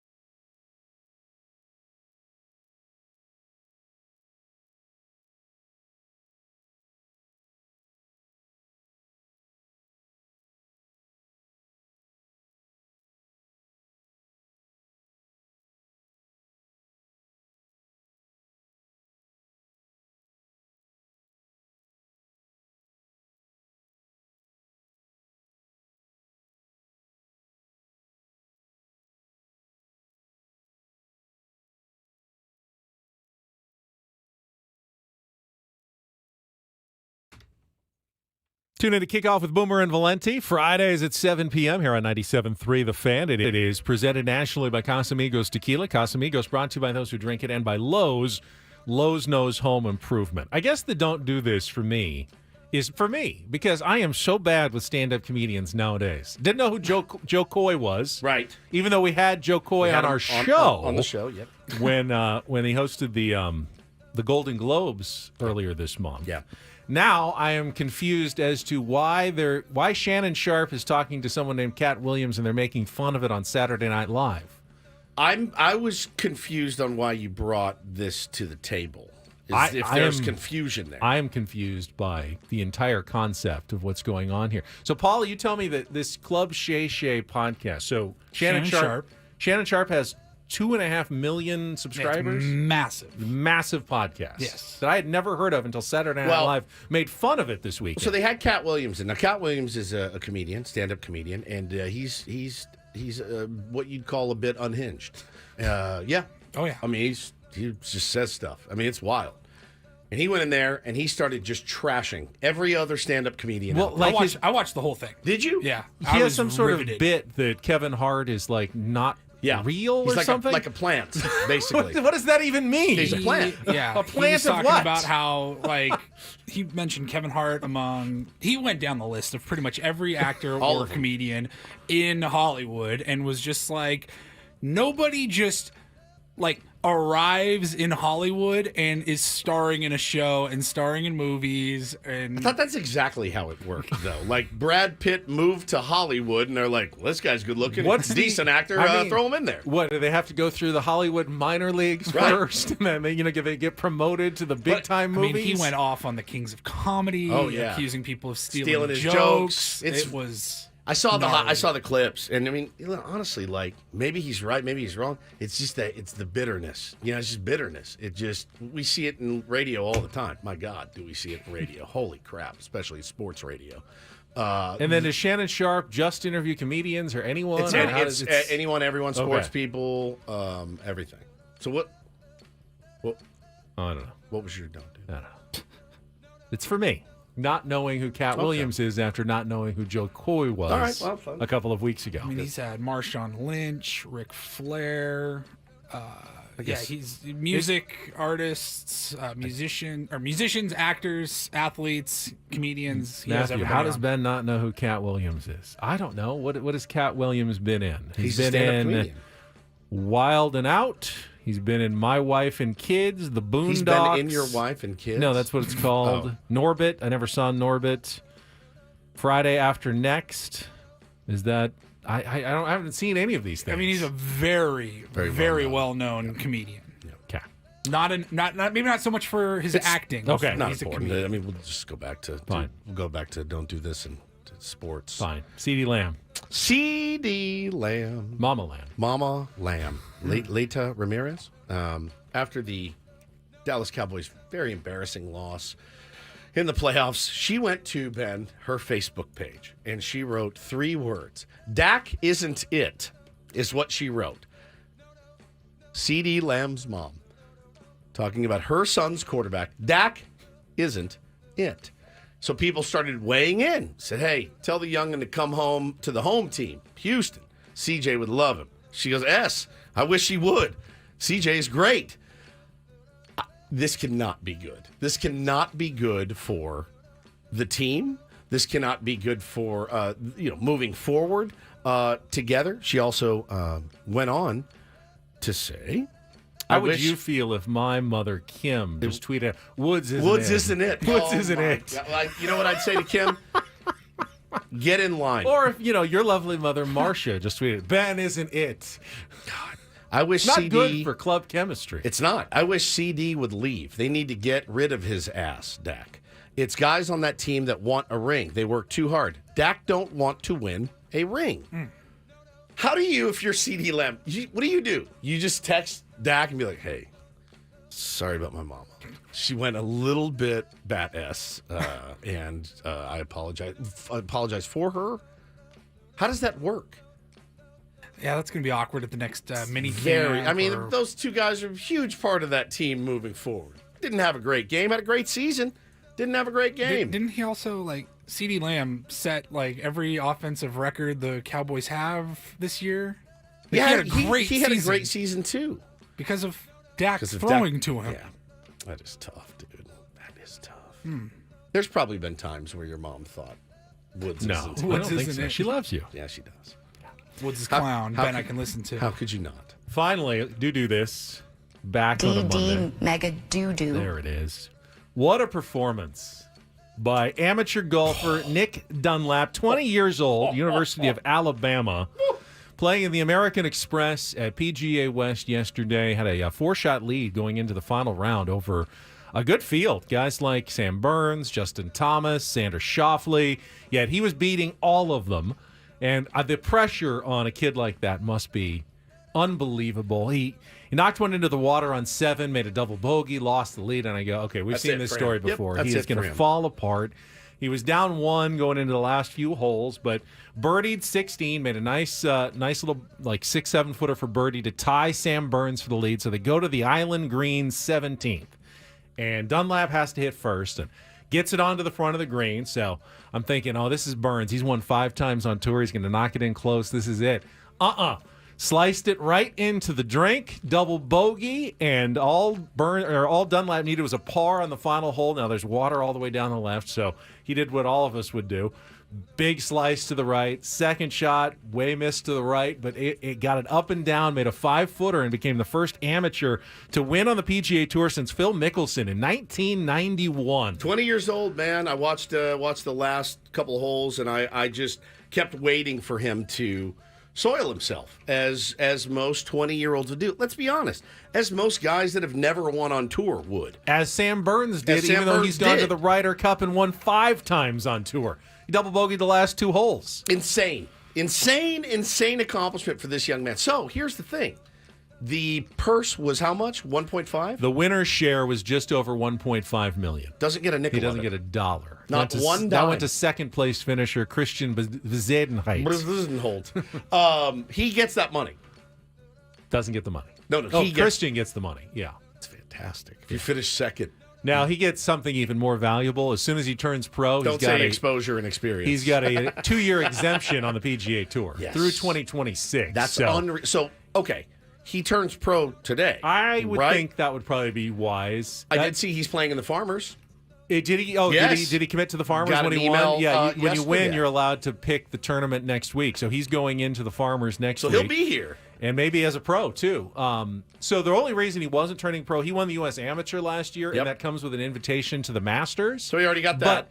But if you turn pro, you lose your invitation to the Masters. But now that he's won, he gets another invitation to the Masters, so he can turn pro, still play in the Masters, gets in all the elevated events now. He's in the majors. He's in the top 70 in the world golf rankings. Bro. Did you see the video, though, of his teammates at Alabama? They were in a van. They went bananas. Riding, I don't know, to a tournament or something. And it was pretty cool. They had a TV in the van. It was a big, nice Sprinter van. And they were all watching, and they were filming their reaction when he made that putt. They just went absolutely nuts. The problem is they're probably going to lose him as a teammate now because he's going to immediately turn pro. I haven't heard any official decision, but I'm glad to know he's coming to the Farmers Insurance Open, which begins in just 2 days at Torrey Pines, Wednesday through Saturday. Good field. Xander Schauffele's in. Justin Thomas is in. Justin withdrew, I think. Oh, he did? I think that was in the same. You saw an email clip. that I didn't see. I think that was in the same clip. He had a good week though. In the desert. Maybe he feels like he's sharp enough that he can take a week off. I think it said JT. I'm almost positive. Ben not knowing who Cat Williams even was, and then being able to tell us everything about some 19-year-old 20-year-old golfer that nobody had ever heard of before this weekend. That's the most on-brand thing I think I've ever heard. It is on brand. And that's don't and do this for a Monday. That was Don't Do This with Ben and Woods on 97.3 The Fan. All right, there were some baseball moves over the weekend involving a couple of now former Friars. Of course, nothing I saw the Padres, unless I missed an email that Woods saw. that Padres made a few moves that I'm unaware of at this point on a Monday morning. We'll get to that coming up next year with Ben and Woods on San Diego's #1 sports station, 97.3 The Fan.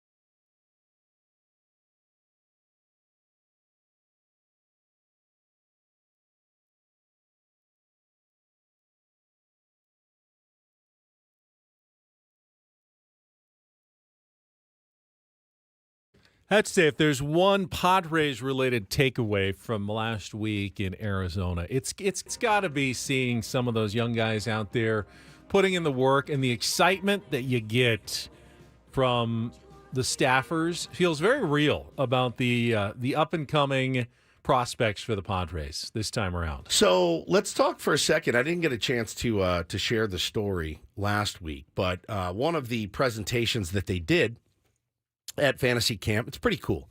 So Riley Westman came in, and he did a presentation with Jonathan Matthews. And Jonathan came over with Andy Green as an assistant hitting coach, transitioned into hitting coach, a lot of levels, managed in Fort Wayne last year, promoted to hitting coordinator alongside Oscar Bernard for this year. What a phenomenally great speaker and story that he told. So he's the one that implemented what did they call him, Paulie? Do you remember the foam party?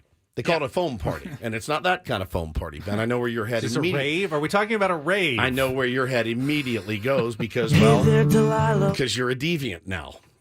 And we all know that. So they were talking about, it was pretty cool, man. It's a little bit in the weeds, but for baseball fans, that's pretty much how we live. Talking about the pitcher that you're going to be facing that night. Is he north-south guy? You know, is he up in the zone? Is he down in the zone with his off-speed? Or is he east-west guy? All the guys now, they're sweeper, all east-west movement. So they're able to now, with technology, go in and basically plug in what that night's pitcher is going to look like. Now, they've done this before, and they did it with real baseballs. Guys were like, hey, man, this guy throws 98. I don't know that I want to go and replicate before a game a 98 mile an hour heater in on my hands and try to, get used to it. So they started using these foam balls, and it's perfect. So the guys can go in, wham, hit it, see what the pitcher of the night looks like. But if they happen to take one off the handle, not going to hurt them at all. all. They're not feeling that for the rest of the night. It's pretty awesome, dude. Pretty awesome stuff. So I ran into to Mr. Matthews in the hallway, and I said, hey, that was awesome stuff. I can't get enough of that. And I said quickly, who looks the best with the stick? And he goes, Jackson Merrill. He just didn't even pause. He goes, he looks good. He looks good. He can hit. And I said, all right, good to know. So excited about him. And I heard that from 4 or 5 people out there. Jackson Merrill, supposedly the real deal out there. And I told you last week, too, talking to some of the guys, the vibe is different. It's different than it's been in years past. So think we were there 5 years ago for our very first time. Paulie, remember some of the prospects coming up through that time? Didn't hear a word about them. Not one single solitary word. The returns on Paulie, on Marcy, on Merrill, just raving about the work these guys are putting in. So listen, I know it doesn't mean a damn thing until they come to the big league level and do it. Don't kill the messenger here. I know people have been fed this stuff before. I'm just telling you what I heard, and I thought it got me. It lit the fire in me a little bit. You're as far from a prospect hugger as there really can be. I think I was, and I think maybe I'm getting the hugging vibe. And a little bit. When it came to Jackson Merrill, I'll have to admit, over the last year, I've almost thought it's inevitable. The Padres are going to have to trade him. They haven't moved his position. They've blocked him at every turn.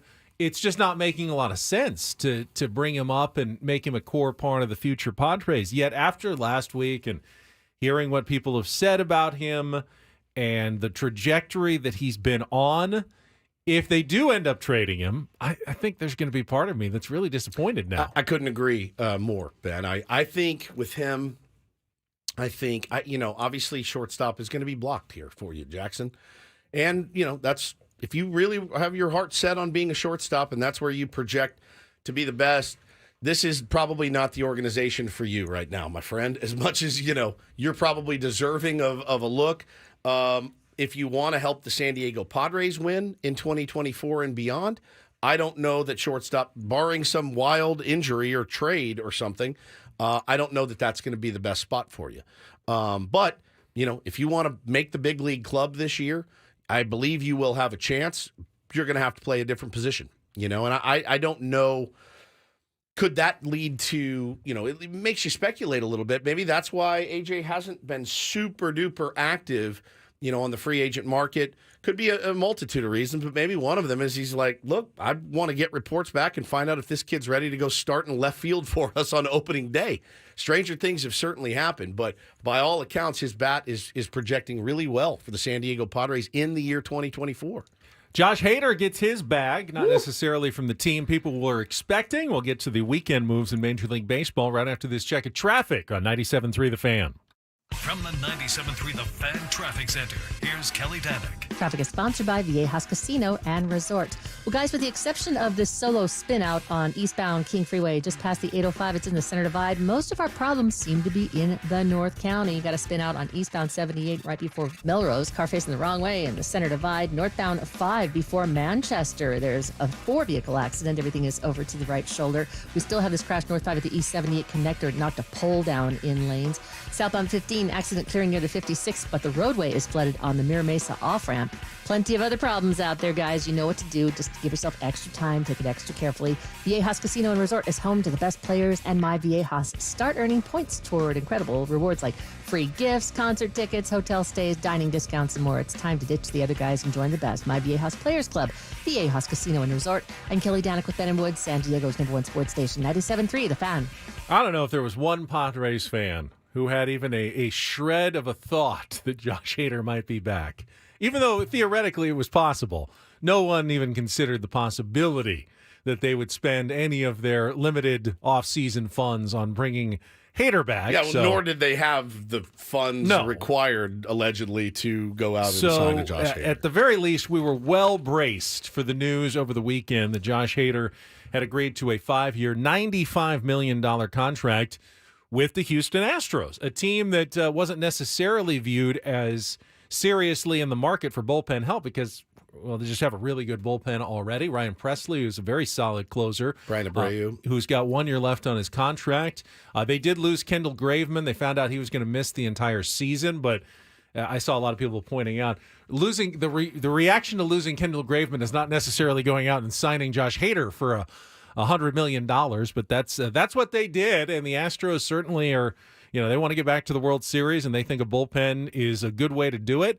Hader can argue that he got the biggest contract for a reliever ever. Technically, it's lower in terms of overall dollars than Edwin Diaz, but Diaz had some deferred money, so the way they calculated, I guess technically Josh Hader's real dollar value for the deal is slightly more than what Edwin Diaz got from the Mets, so his agent can say, hey, we were going for the greatest, closer contract of all time, and we got it.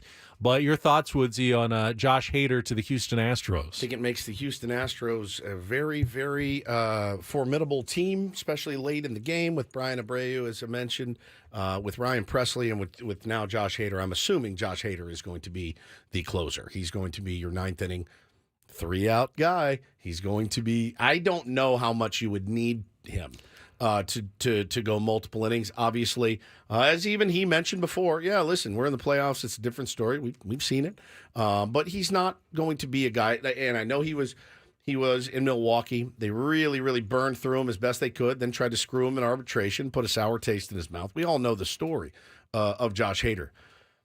I think it's a great fit for them. I think it's an absolutely fantastic fit for them. I know that they did not like watching the Texas Rangers run to a World Series championship last year. I know they didn't like that. And much like the Dodgers didn't like losing to the Padres, much like the Dodgers didn't like losing to the Diamondbacks, it forces your hand a little bit. They have the money to spend. They're a huge, huge market. They're a good baseball team, and they just got a lot better by signing Josh Hader. If you're Ryan Presley, you can't really say anything. Not a damn thing. But do you even care? I don't. Yeah, I wonder if you even care. I think you're kind of mad about this. Do you think so? Because it's Josh Hader, so there's really no competition. You can't go and say, "Hey, you know what? I'm throwing great. I'm going to be the closer. They're going to make Josh the setup guy for me." Josh Hader is going to be the closer. At that, I think there's with no that doubt. track record and that kind of money, Josh Hader is getting to close. Ryan Presley is going to be a free agent, and now going into his free agency year, he's not going to have the saves.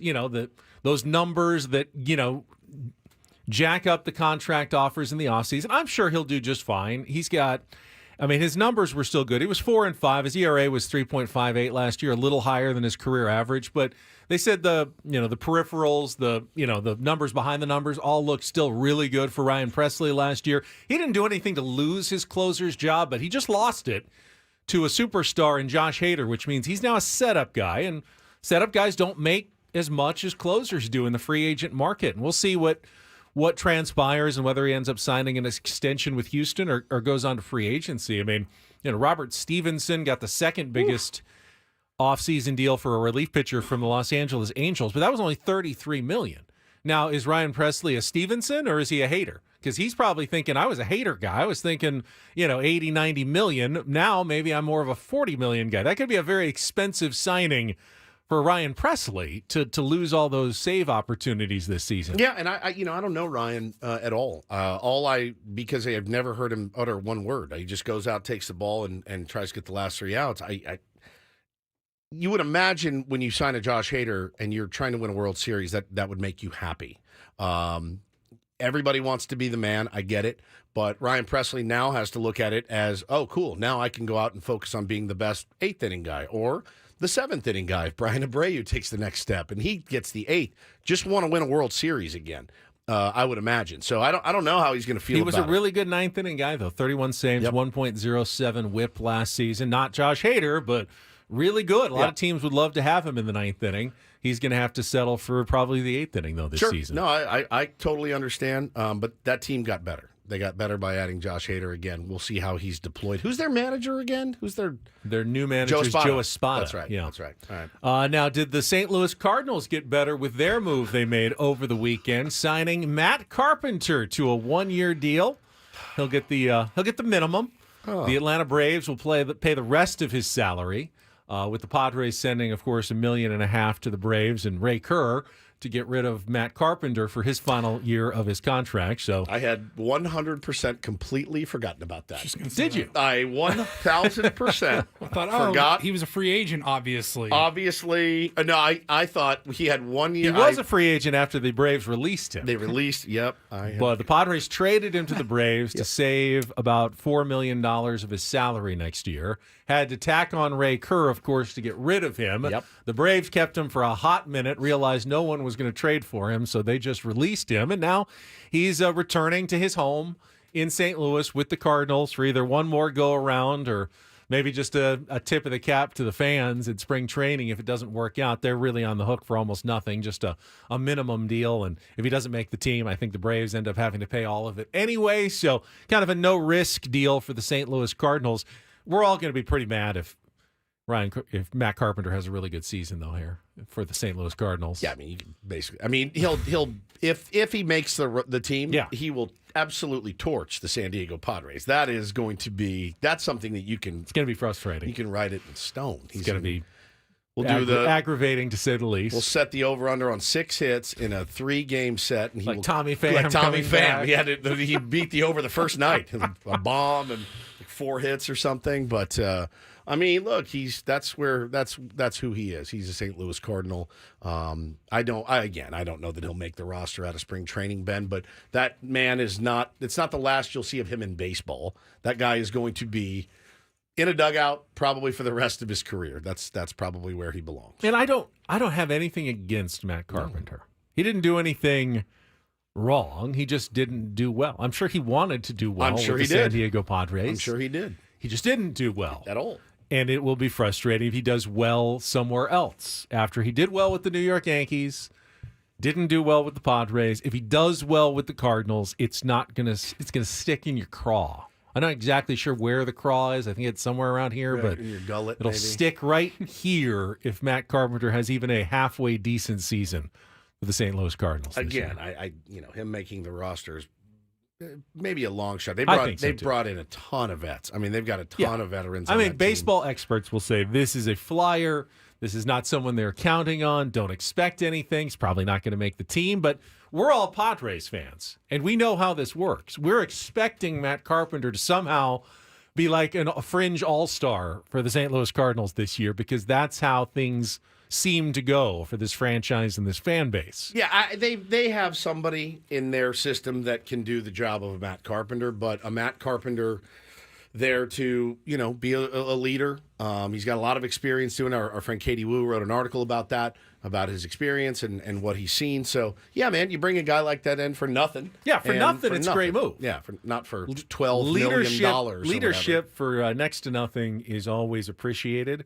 When all you're getting is leadership, though, for $12 million, those are valuable roster spots. You need production when you're spending that kind of money. In addition to the leadership, I'd say that was a toe stubbing by AJ Preller. That was one where you kicked it on the edge of the bed and went, "Oh man, what did I do?" The DH situation last year, which looked great on paper, right-handed, left-handed, Nelson Cruz, Matt Carpenter. Oh, this is genius. It's gonna be great. This is definitely a misfire by AJ Preller. 100%. Didn't work out. Yeah, I don't know that he's going to put up some monster numbers out there, but if he does make the team, that'll be a surprise to me. Still a lot of free agents out there, even with the signing of Josh Hader. Blake Snell, of course, remains unsigned.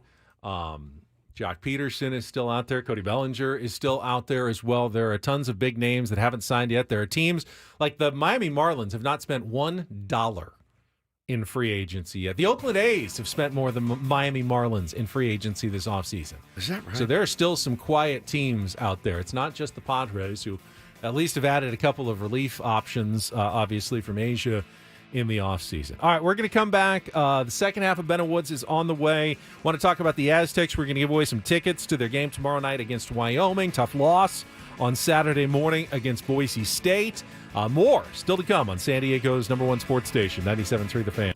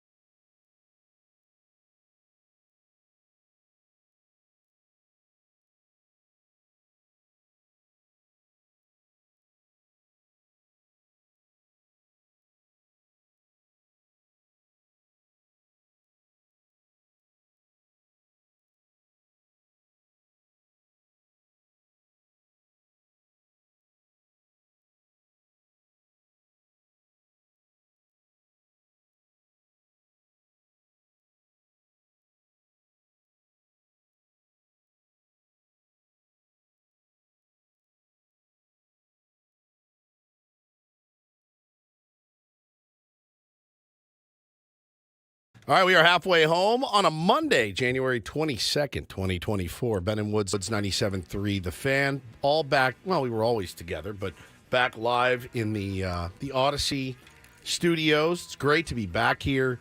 I loved every second of being out at fantasy camp. I really did. Missed my family, missed my kids terribly, but man, it's such a fun week. And I'm very proud of the work that we did. I thought the interviewees were just fantastic. The interviewers, us, we were okay. They were incredible. Just so open and honest with stories. Some of them maybe a little bit too open and honest, certainly, but I won't mention any names, Goose Gossage, but you're a nerd too. Yeah, that was a tough one. That kind of stung a little bit. I'm Woodsy. That's Paul Reindl. He's the executive producer.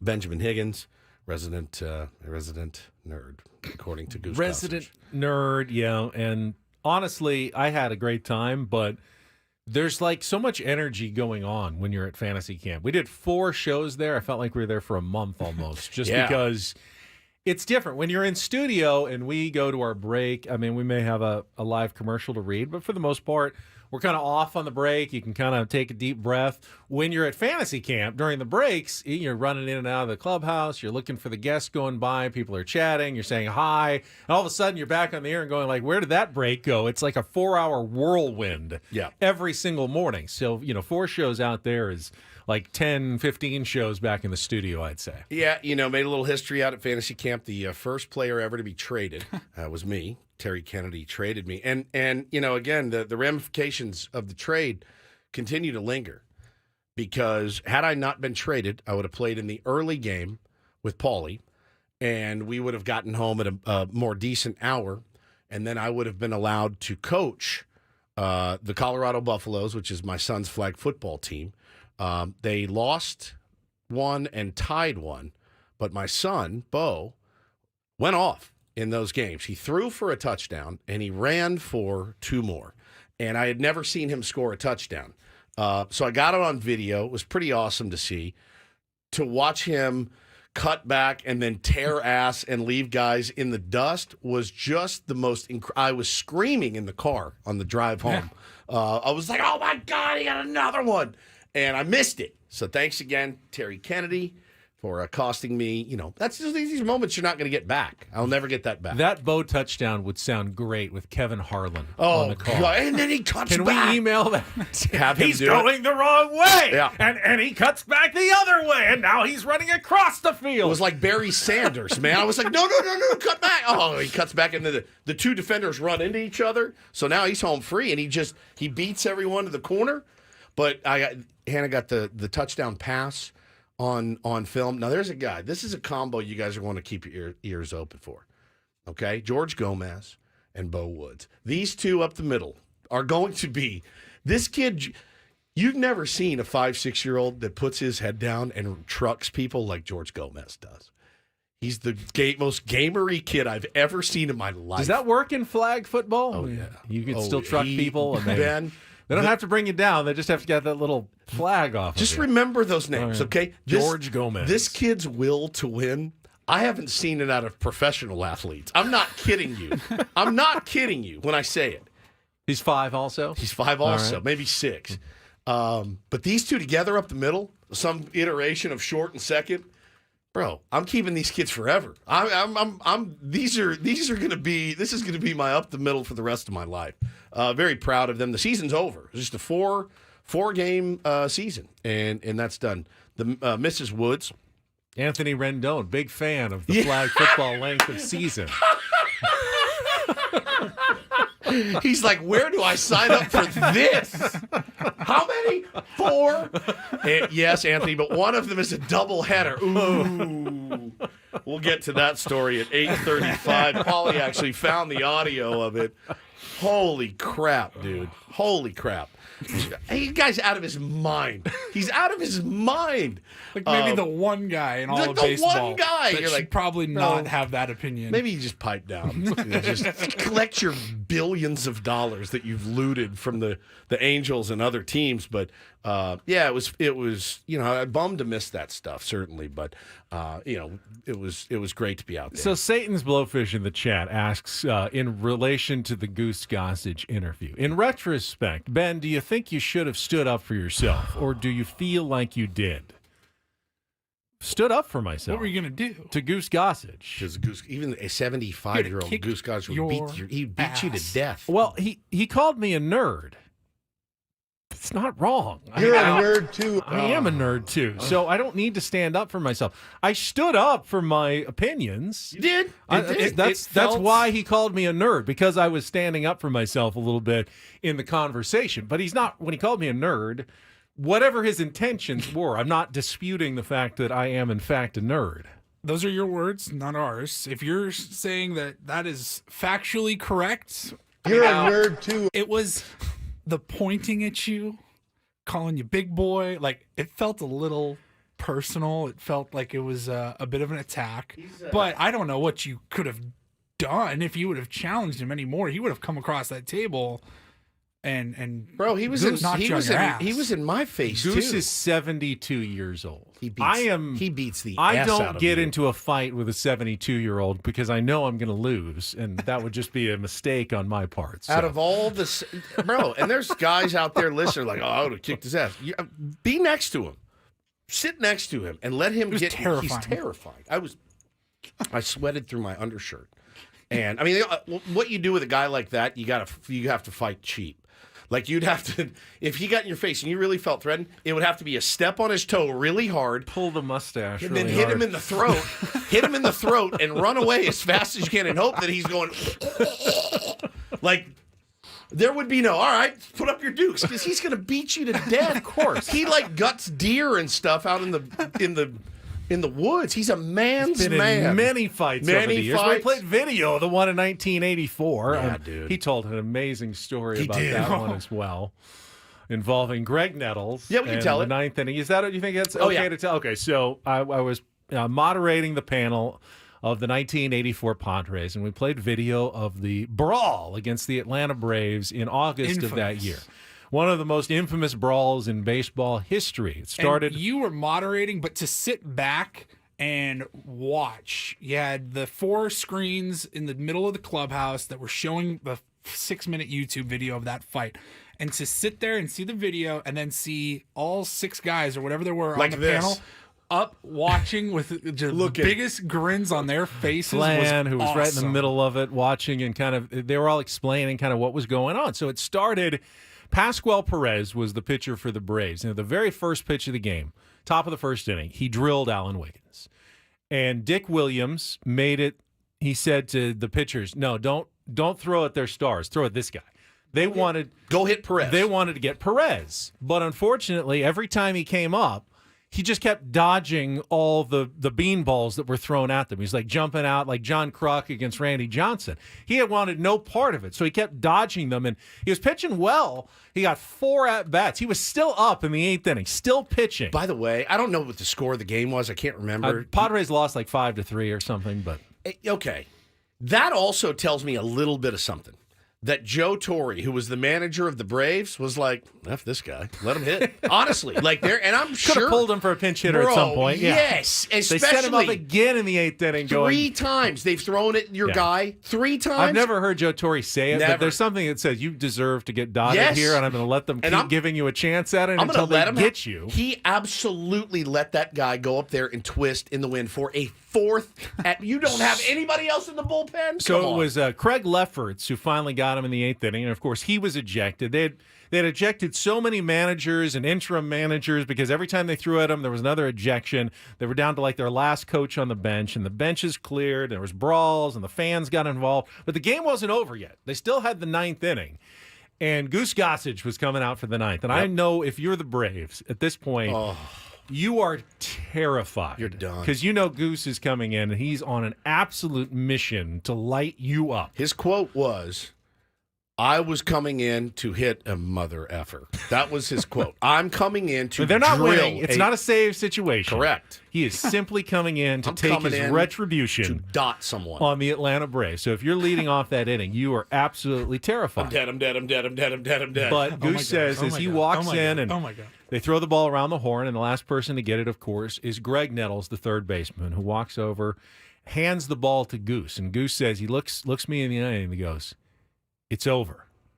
Meaning, don't throw He at knew anyone else. damn well what It's Goose over. was going to do. We've already had the benches cleared. This has got way out of hand. Greg is trying to be The calming influence. the calming influence. He's trying to keep this from becoming an even uglier incident than it already is. He knows it's kind of a black eye on baseball. This game has been a stain on the game of baseball. They were up in the stands beating up fans and stuff. I mean, it was as bad Kurt as it Bavacqua gets. was kicking some guy's ass. in the front It was row. pretty bad. So Greg is trying to be the voice of reason here, and he knows Goose is hot-headed, and Goose is coming in and he wants to dot someone, but Greg is the only coming from the Yankees. Sage veteran. He's got enough cachet that even with Goose, when he repeats himself and he goes, Goose, It's over. it's over. It's over. It's over. Like, I'm serious. It's over. Goose was mad and he wanted to throw at someone, but he didn't. He got through the bottom of the eighth inning, I think it was, and did not throw at anyone, got through the side, and the Padres came up for their last at-bat. And guess who is leading off Guess the who is inning? leading off the inning? Greg Nettles Greg comes Nettles. up and gets drilled. Gets drilled. And Goose said, Of all people. he laughed so hard. He said, I sat in that dugout and went, oh, no, it's over. I thought it was over. No, I'm not fighting for you. I'm going to let you get your ass kicked now. I died. I absolutely died when he told that story. Could have thrown at all of them, Greg. Yeah, but I would've got instead, them all. you said it was No, over. I thought it was over. And then you got up there and wore one in the ninth inning. Just dotted, started all over again. Goose said, oh, I just decided I was just going to let him get his ass kicked because he wanted it to be over. But yeah, that was he. And to be fair to Goose was, I think he was playing a little bit of a role that morning. But that night he treated you great when you were moderating it. And again, Benny knocked it out of the park. But it was really special to hear their stories of that team and that day in particular. It was just outstanding. And they did say, man, that definitely brought them way closer together, as many speculated last year. What would it have done for the San Diego Padres? Nobody wants to see anybody get hurt, but how many times did our guys wear one and nothing happened? And that surprises the hell out of me. It really does. And I think with Mike Schilt at the helm, I think things are going to be a little bit different. I do. I don't know that he's as much of a pacifist maybe as Bob Melvin is. Not that really ever should come from the manager. You should just know that. You know that. You don't want guys where that needs to come from the manager. Correct. But in And I that do case, think- Dick Williams said it. He walked in, he goes, don't hit anybody but Perez. If you hit somebody but Perez, I'm taking you out of the game. Don't hit anybody else. Hit Perez. So, it's a different era, I get it. But it brought them closer together, helped kind of galvanize the team. So it's definitely something I was screaming for last year. I'll continue to do so. We got a pair of giveaways here in the second half of Ben and Woods, including tickets to a just-announced concert. In fact, I think it was just announced about an hour ago. We are giving away a pair of tickets later on to see the Doobie Brothers at North Island Credit Union Amphitheater on June 25th. Tickets are going to go on sale this Friday, but listen for your chance to win Doobie Brothers tickets. But what a fool believes. I wonder if it's full Michael McDonald and everyone. You think they'll want me to come and do a set with them, maybe? I don't think Guest so. vocalist for the night with the Doobie Brothers? They're still touring. Apparently Doobie so. Brothers Fantasy Camp. Ooh, Ah, now I we're like talking. that. Get some vocal lessons from Michael McDonald. That could be dangerous. I could be dangerous. Band right now. Who's still in the Doobies? Let's see. I mean, Michael McDonald's still around. I would be disappointed if he doesn't show up for that. I don't see him in this. You don't? In the new iteration of the Doobies? Well, we're going to give away some Doobie Brothers tickets coming up. And when we come back, we'll talk about the Aztecs' performance at Boise State on Saturday morning and give some tickets away to tomorrow night's game against Wyoming at Viejas Arena. Another pretty must-win game for the Aztecs coming up. Your chance to win when we come back after a check of traffic. Don't go away. It's Ben and Woods on San Diego's #1 sports station, 97.3 The Fan.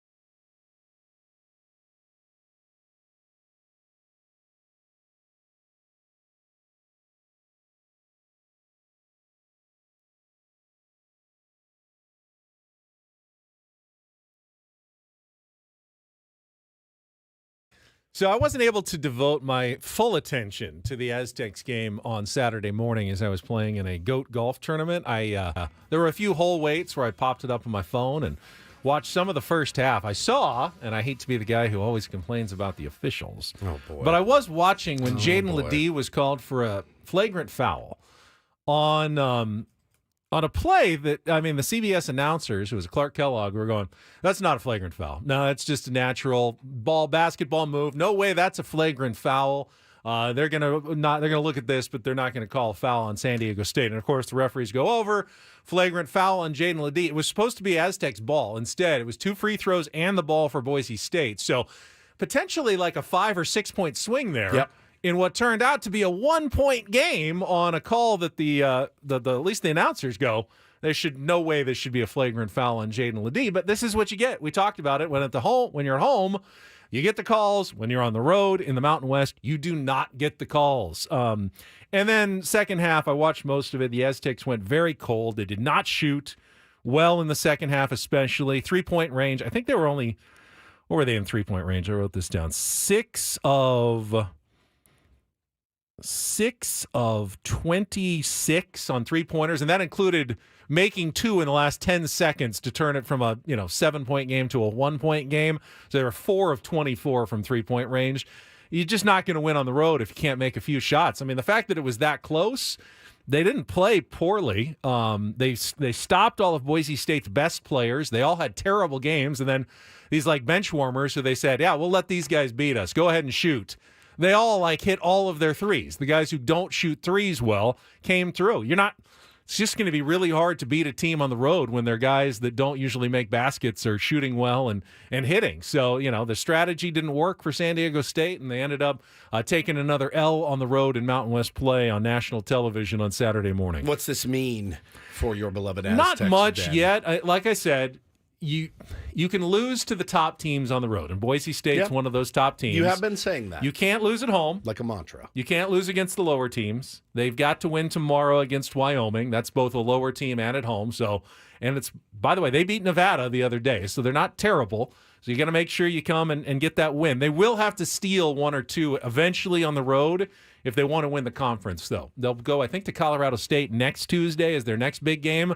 They're going to have to get one of these and stop with these, near misses like, this one against Boise State. And San Diego said this is the first time they had lost a 1-possession game. I think they had won like 11 in a row or something crazy in games that have been decided by 1 possession. So you play with fire enough, eventually you are going to fall.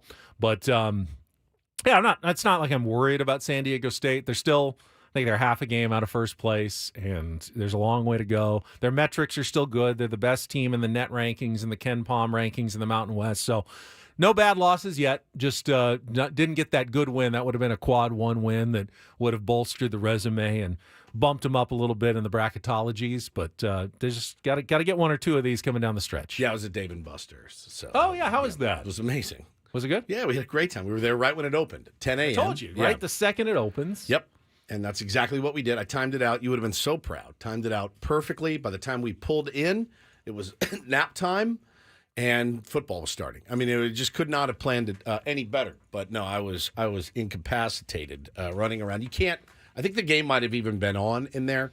There's no watching the game with those 2 lunatics at Dave & Buster's. There's just no chance. Lost my debit card there. Found it.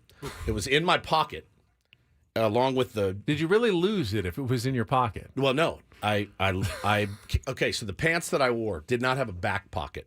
Okay, so I thought, all right, well, let's take the player's card for Dave & Buster's and your debit card in. That's all you'll need, right? Keep it light while I'm in there. And I went to pull the player's card out and somehow dropped the debit card. And I went to pay for our lunch. And I said, I don't have a debit card. I've dropped it somewhere on the floor. Thank God for Apple Pay. So I Apple Paid, and then I went on a mission looking for the debit card. Red debit card, looking around like Dave & Buster's. Colorful carpet and there of some was sort. really nobody there. But I went to all the games that we hit, had Bo crawling under stuff looking, nothing. I'm like, oh, God, what a nightmare. What an absolute nightmare. Could have gone out to the car, got another credit card if I wanted to. But you don't want to lose your debit card. You got to cancel it. Yeah, you have to cancel it. Mail. And then you got stuff that debits and stuff. Oh, it was a nightmare. So finally, I checked with the management. No, nothing. Sorry. We're walking out the door, and I said, just going to check one more time. Somebody leave a debit card? Oh, yeah, we found it. Oof. What's your name? I'm like, why didn't you call me over the loudspeaker? I've informed you guys that I've lost a debit card. I'm still here. And but they had it, thank God. So then we did some painting, ceramics and whatnot, and got a orange Julius. But you went to Dave and Buster, and you went to a ceramics place as well? We were walking by, and there was a paint thing, and they're like, oh, Dad, can we go paint? I'm like, all right, let's go paint. So we went and painted and did that bit. I feel like I do one activity. I feel like I'm a good dad. 2 activities is above and beyond. That I've been gone for a week. Yeah. So it was like the single dad picking up his kids. I felt like a single dad picking up his kids for the weekend because we jammed so much stuff. We went to In-N-Out that night, went and got ice cream that night. It's fully that's dad's it weekend was dead for sure. I did, and I felt like Hannah left me, and I'm like, just let them stay up after their bedtime. No, I put them right down at 6:15. Right. I run a tight ship. Yeah, I don't. That's my time. But I did. Tell your mom I said. Hey, make sure you tell your mom all the cool stuff we did today. But I had to squeeze it in, man. I've been gone for 7 full days. So, yeah, we jammed it in. We had a great time, but I did miss the game. We'll see if the Aztecs get penalized again and knocked out of the top 25 later this morning.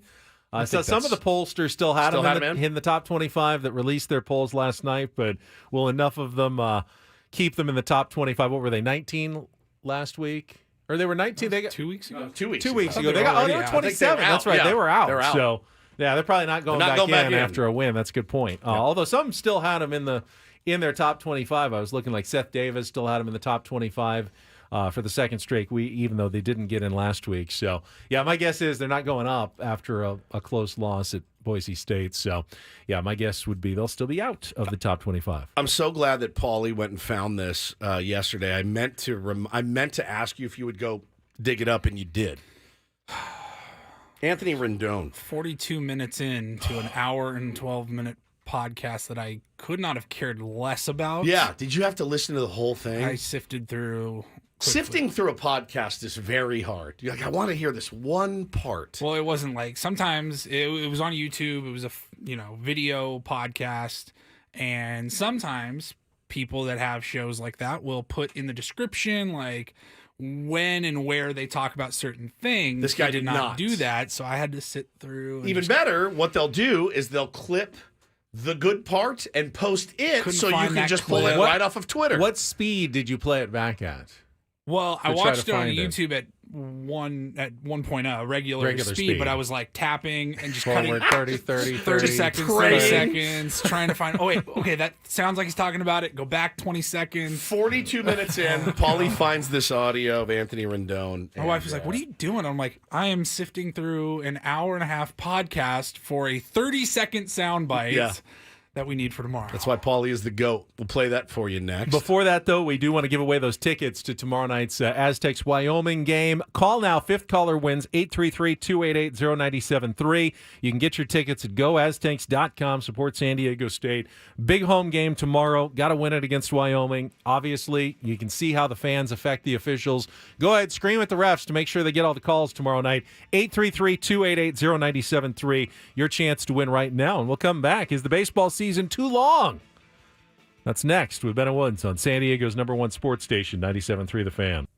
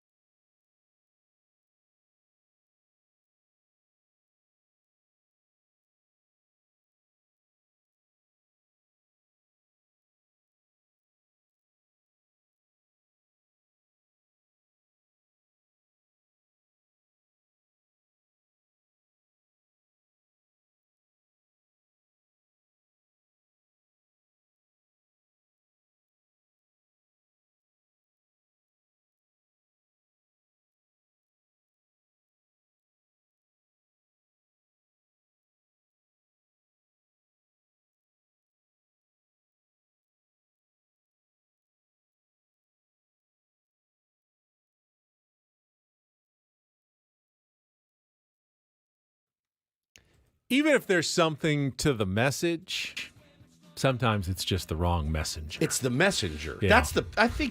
Because we had a Hall of Famer on our show last week in one Trevor Hoffman that said the exact same thing, and not one of us went, "Oh, God, you really hate baseball, don't you?"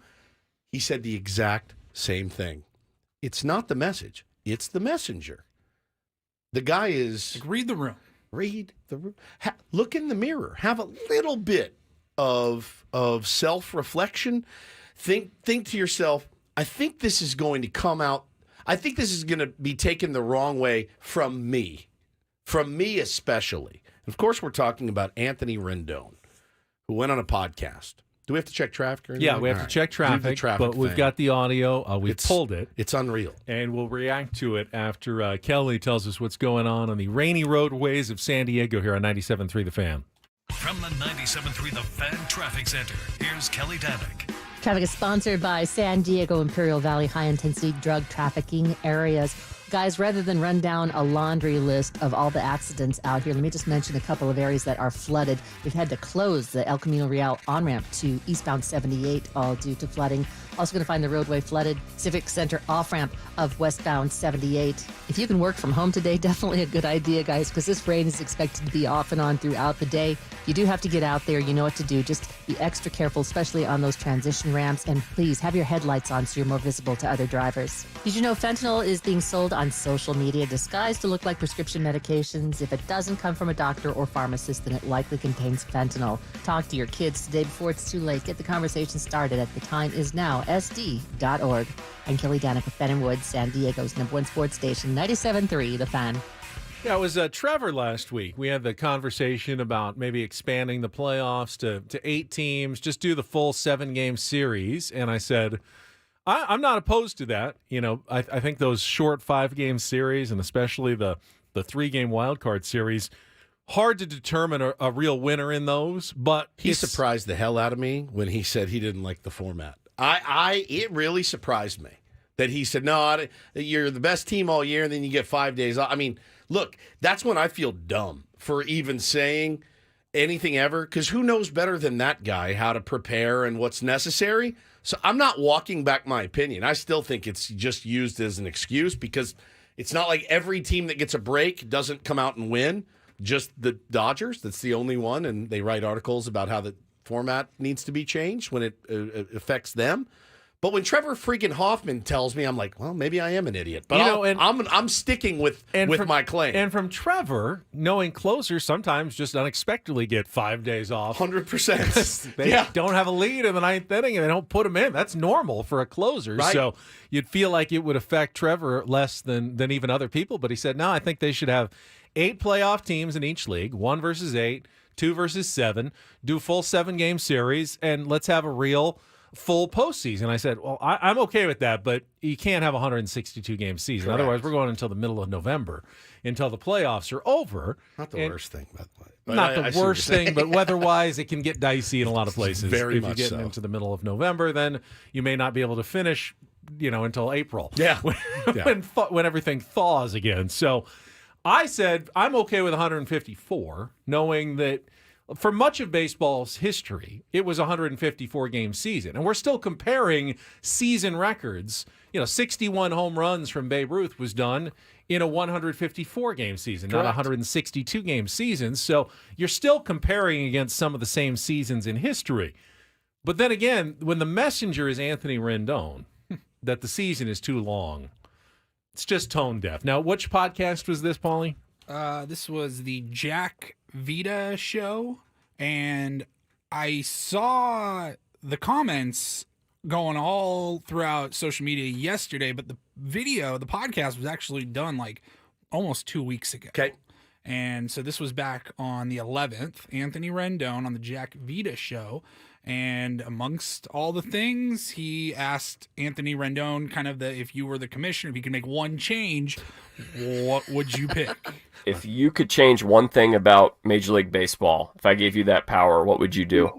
I'm going to say something very lighthearted so I don't get in trouble. When I get Yes. Liar.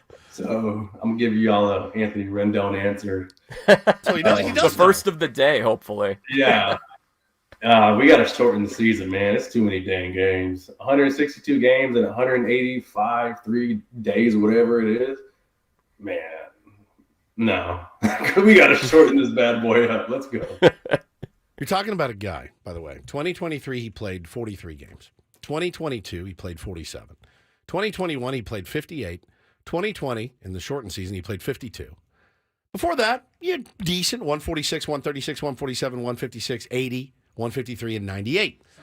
Signed a massive contract after 2019. In the year that he made $38 million last year, Ben, and he played 43 games. He made $38 million for 43 games. We talked about him, I think, in Don't Do This at one point in the season. Remember? Didn't he beat up a fan? I think I was on his side with that one. No, not for that. I think it was, his name's Jack Blum, I think, or somebody covers the Angels for The Athletic, and he wrote how Rendon just stopped talking to reporters. Yeah, he just checked out. They would ask him, hey, Press, Ronald right? Blum. how is the arm doing? How's the knee? Whatever it was. How are you feeling? And he just would not talk to reporters anymore. He was ducking out of any media availability. And everyone's like, what's going on here? Because you were cleared to play, and you're not even speaking to anybody, let alone showing up on the field. I mean, I'm all in favor of working less for more money.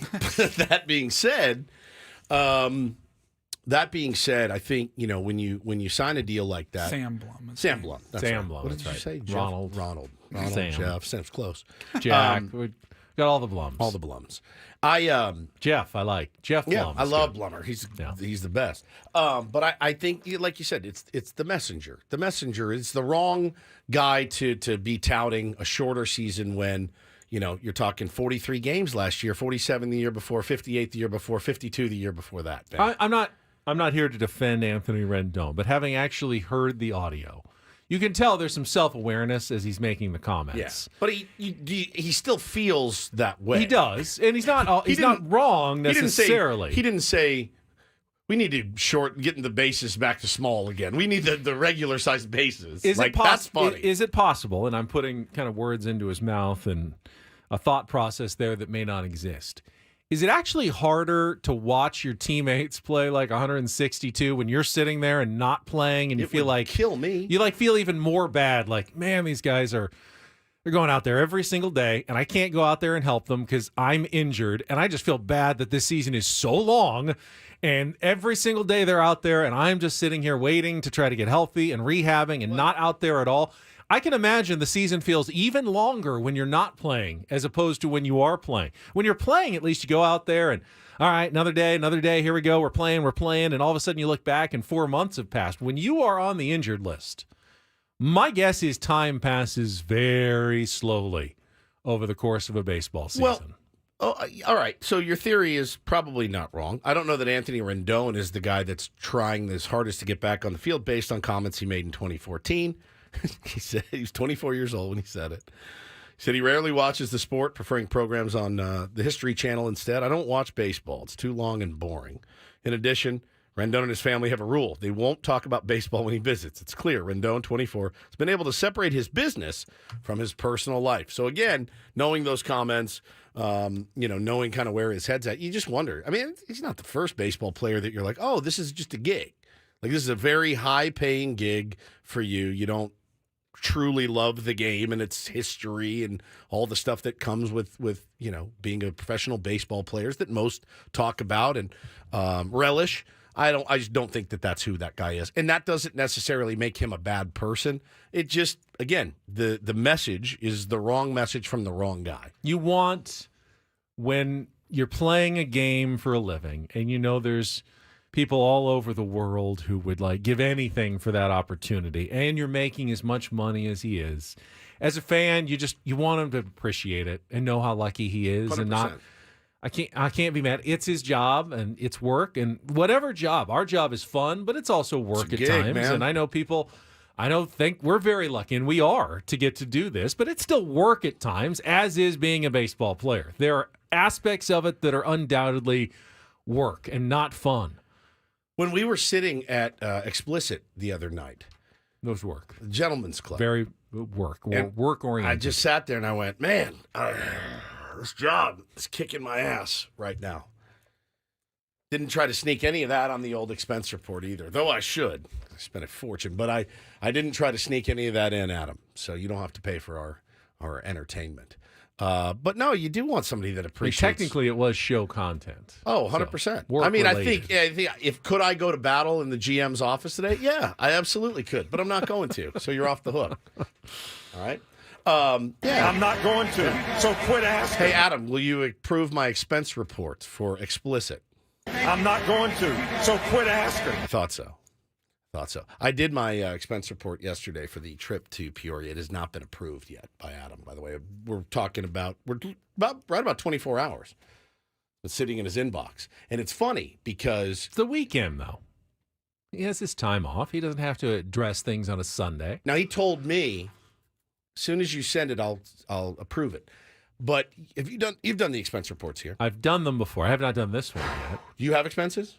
I have just a couple. I mean, I got to do my mileage okay. for the drive. So it flags things. My golf rounds. It flags a little red X comes up, and you can't move on and submit it until you fix the error. Upload receipts or stuff like that. My error was over tipping.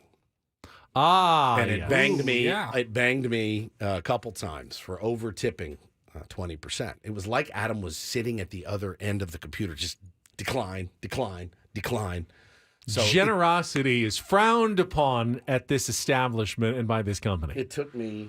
Do they let you tip up to 20%? Up to 20%. But anything else, that's got to come out of your own pocket, sir. Which I just said, fine, just take the I'll just cover all the tips. Okay, just the tips. I can see how that can be an issue, I suppose. If we went to a bar that your buddy worked at and tipped him 75% because it's on the company. And then split it back Not with them that we at would the ever end. do That's that. some sort of fraud, embezzlement sort of operation. Yeah, you gotta nip that in the bud. Yeah.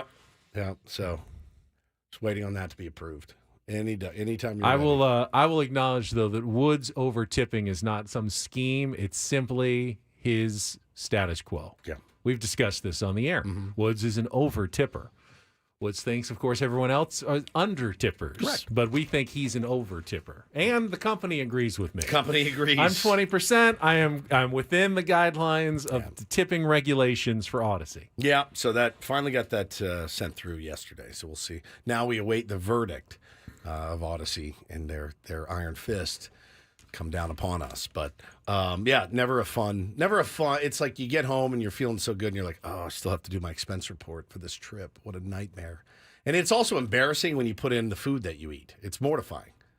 We have a couple Whataburgers in there, a Mickey D's. It's mortifying. And knowing Adam looks at that and goes, Jesus, God, these guys are going to be dead in a year. Yes, but they're also fairly cheap options. That's exactly right. You go somewhere healthier, it's going to be a lot more expensive. That's exactly right. So you're being responsible. Did you expense the delicious Korean barbecue? I did not. On No. Tuesday night. You take your coach to dinner. That was out of pocket. Our first experience at Korean barbecue. I tried kimchi for the first time. Oh, that was good. It was really tasty. I had to kind of prod Woods into trying some of the banchan, the little side dishes Delicious. that come with the Korean. There was a little potato salad that was good. There was one you didn't like that was fishy. I didn't know what that one was. That looked pretty grody. It wasn't great. Although I think Paul liked it. That was good. Paul Yeah. liked that one. Yeah. I don't know what it was. The potato salad was spectacular. But the meal itself is my first time going to a real Korean barbecue where you cook the meat and the pork and stuff. It was fantastic. It was beyond fantastic. Small portions throughout the night of different types of food. We were very full afterwards. I would have preferred someone making it for me, then saying, here, try this deliciousness. Oh, here's some pork I made for you. That's what I had because I was sitting in the middle. I couldn't reach either of the stoves. Yes, so we I just had fed cooks you. on my right, cooks on my left, and they would just hand me the fresh meat that was hot off the grill. It was a delicious experience. You did a nice job, though. I thought all of my Thank you. meat was well prepared. Thank you. Not overcooked, not undercooked. You just nailed it. And there's something to be said about eating something hot, fresh off the grill. Even after it waits, like by the time it gets out to you under the heat lamp and the server brings it out, not quite as good as that initial bite when it's coming fresh off that barbecue grill. It was really good. It was really good. Megan, I think I just got you in trouble, Paul. She said, oh, you guys had McDonald's and Whataburger, huh? Yep, we did. You went to Whataburger in the middle of the night. I did. Without us. Yeah, I got up again, 1 o'clock in the morning, went and got food. And we went once late at night, and I don't believe I ordered That was anything. when we after drove the through. Gentleman's Strip Club. Club. That's right. Gentleman's Club. How many times did you go to Whataburger while we were there? 3? 4? Thrice. Thrice. It's a lot of Whataburger. Got to get your fix. Mostly you like the breakfast, though. But you did the once late. Yeah, I was Or early. A little bit inebriated. Depending on how that you night. look at it. A little bit. A few maker's marks. Won't hurt anybody. Yeah, did you have a good time? Yeah, I had a good time. I know you did. Thank you for that. You're welcome. Boy, Alex said earlier when we played that drop, given the context, that's got to be a number 1 seed in the tournament of drops If coming up it's in a not a couple 1, months. it's a 2 to 3 for sure. It's making the tournament. Should be in the tournament. We're actually getting fairly close. I mean, we're only a little over a month away from the tournament of drops. Always comes around the March Madness time in the NCAA tournament. So where would you seed Delilah? I don't know that it's Herself. not. It's not like no, herself. She's a 1 seed. She's a 1 seed. We all know this. We all know this. Top prospect, he said. Yeah. A little misogynistic, No, but that's okay. I've never been to, like the top flight, obviously, like the Vegas club. So I don't. It's like if your only game you've ever been to is a AA baseball game, and you see a guy who's clearly, the top prospect, and he stands out on the field. Is he really that good, or is just everyone else around him not quite as talented? I'm not sure. But she was definitely a notch above the rest. Agreed. I agree. Stop smiling. It's not that funny. I've been smiling since that night, and I know you have too. I mean, you seem so delighted in how everything transpired. It was one of the best nights of my life. Truly. I have a hard time believing that. I'm not that fun. It was electric. You were that night. You were that night. Boy, he was loose. I was sucking those martinis down. I don't know what I envisioned heading into that night. It was better than in my mind's eye. Oh yeah. Oh yeah. What's the next thing? Please don't. I got some ideas. Okay, I've got some ideas too. They involve a Reindl Report, some headlines coming up next with Paulie. Do not go anywhere. More Ben and Woods. Final hour on the way on San Diego's #1 sports station, 97.3 The Fan.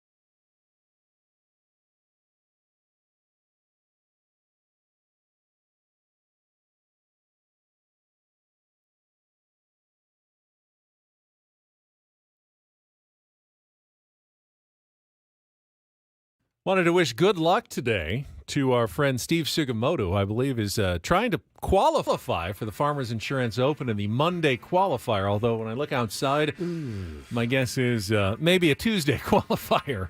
They were playing up at Bear Creek Golf Club in the Temecula area today. You have every week the opportunity to last I think it's 4 spots in the PGA Tour field are reserved for guys who play well on the Monday before, and you pay a bunch of money, take your chances, and if you get in, you get to play with the pros in the actual tournament from Wednesday through Saturday. So he's already on his way to the Japan Tour later this year with his full exemption, his qualifying at the Q school in Japan, but doesn't mean he can't qualify for a PGA Tour event or two. So wishing him good luck ahead of the Farmers Insurance Open this week. Well, as we saw yesterday, literally anything is possible, Ben, with the amateur. What was his name again? Nick Dunlap. Nick Dunlap, 20 years old, taking down a field of veteran golfers and winning a tournament. It was so cool to see him get that up and down for the win. Just incredible, just unflappable. 20 years old, man. So you texted me, I totally missed this putt, and I go, I would have chunked the chip. Oh beforehand. no, I said to Ben, I go, how bad are you going to mess up this chip shot? And he goes, so bad. You said I was actually Googling how not to blow an uphill chip. I've been having trouble with my chips on uphill lies. You got to get your shoulders more parallel to the slope, right? So you're kind of swinging up, and I think I'm too flat because I keep driving into the ground and chunking behind the ball on the chips. So, yeah, it hasn't been good for me lately on the short game. I don't know that anyone cares, but I think with this young man, he had no problem, none whatsoever. Walking up 18, one shot lead, chance to win a professional golf tournament. He has like a mental performance coach, a guy down there in Alabama, and that's actually fairly common now for even collegiate golfers. That the mental portion of the game, a psychological coach is just part of what it takes to get to that next level of golf nowadays. So but there's so many great young players now. He's one of a handful of young players who will probably be stars on the PGA Tour in the next few years. He looked like a stud, man. That was a lot of fun to see. All right, we've had a busy first 3 hours. We've missed a lot, though. Let's get some other headlines from Paulie Reindl. And get things started here with our today's edition of the Reindl Report. Now tuned into the greatest. Welcome to the Reindl Report with Paul Reindl. Hi, Paul. All right. 2 stories from the world of sports that we haven't gotten to yet. We'll start off in Major League Baseball. And 1 story that you didn't know you needed. Are you laughing, biatch? It's the Reindl Report. Hey, Paul, how you doing? Okay, how are you? On 97.3 The Fan. Are you ready to bless the mood? I need some help, please. That was good. Can I get a oh yeah? Oh yeah. All right. All right. Good morning, gentlemen. Morning. Starting off with a rough news in the world of sports media. One of the more iconic brands in media, Sports Illustrated. Rough weekend for anybody associated with the magazine. A lot of layoffs. In fact, they laid off everybody.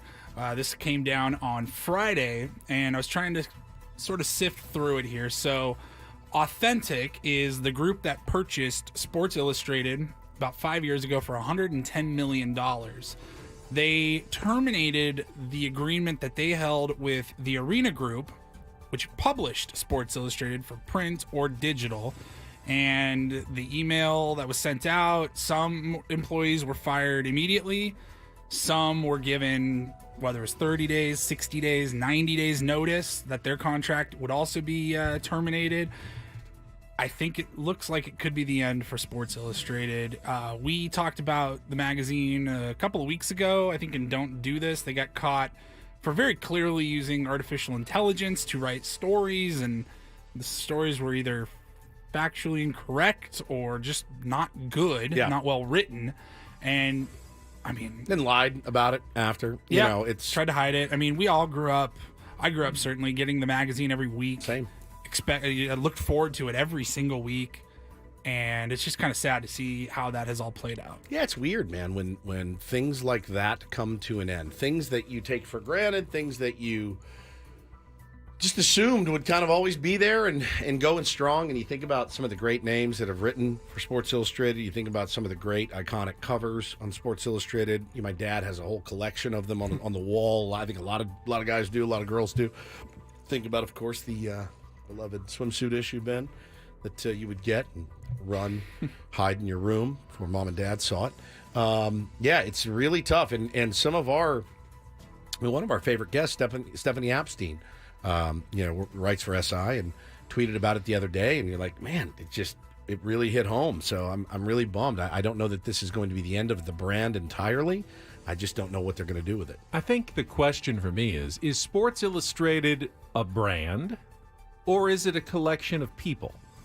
I would argue if it's a brand, there's no reason it can't come back at some point better than ever. It's simply a licensing agreement. It's a name on a masthead, and if you hired a bunch of great people to write great content, Sports Illustrated could be reborn at any second. Sure.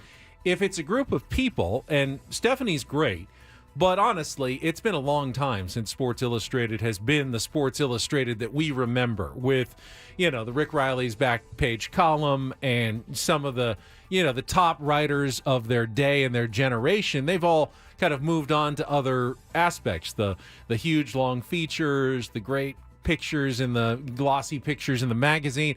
That era has long been over. So in a way, Sports Illustrated died years ago. Yeah, that's a fair point. And it's sort of been going on this kind of online that it kind of works, it kind of doesn't. It's just got a name that you follow along. And again, nothing. The last magazine I purchased, and I didn't have the subscription, I went to the store and bought it, was the Who's Your Padre? Yeah, Manny Machado. Manny and Nando. And Nando in 2019, I believe. Again, no offense to any of the people, and there are some good people who are still writing for them, but I will look hopefully and say maybe the brand can go to someone who will take better care of it and will reinvest in it. We'll hire, more people and maybe some of these people that are already there, and it can be reborn as something even better than what it's been, which in the last few years has been just a kind of a pale reflection of what it used to be. 100%. And in that sense, Sports Illustrated died a long time ago, so I'm not really that sad necessarily about it right now. It's not like, my SI is not going to come in the mail anymore because I haven't had that in years. So, no, I see what you're saying. It's definitely a more realistic view of it.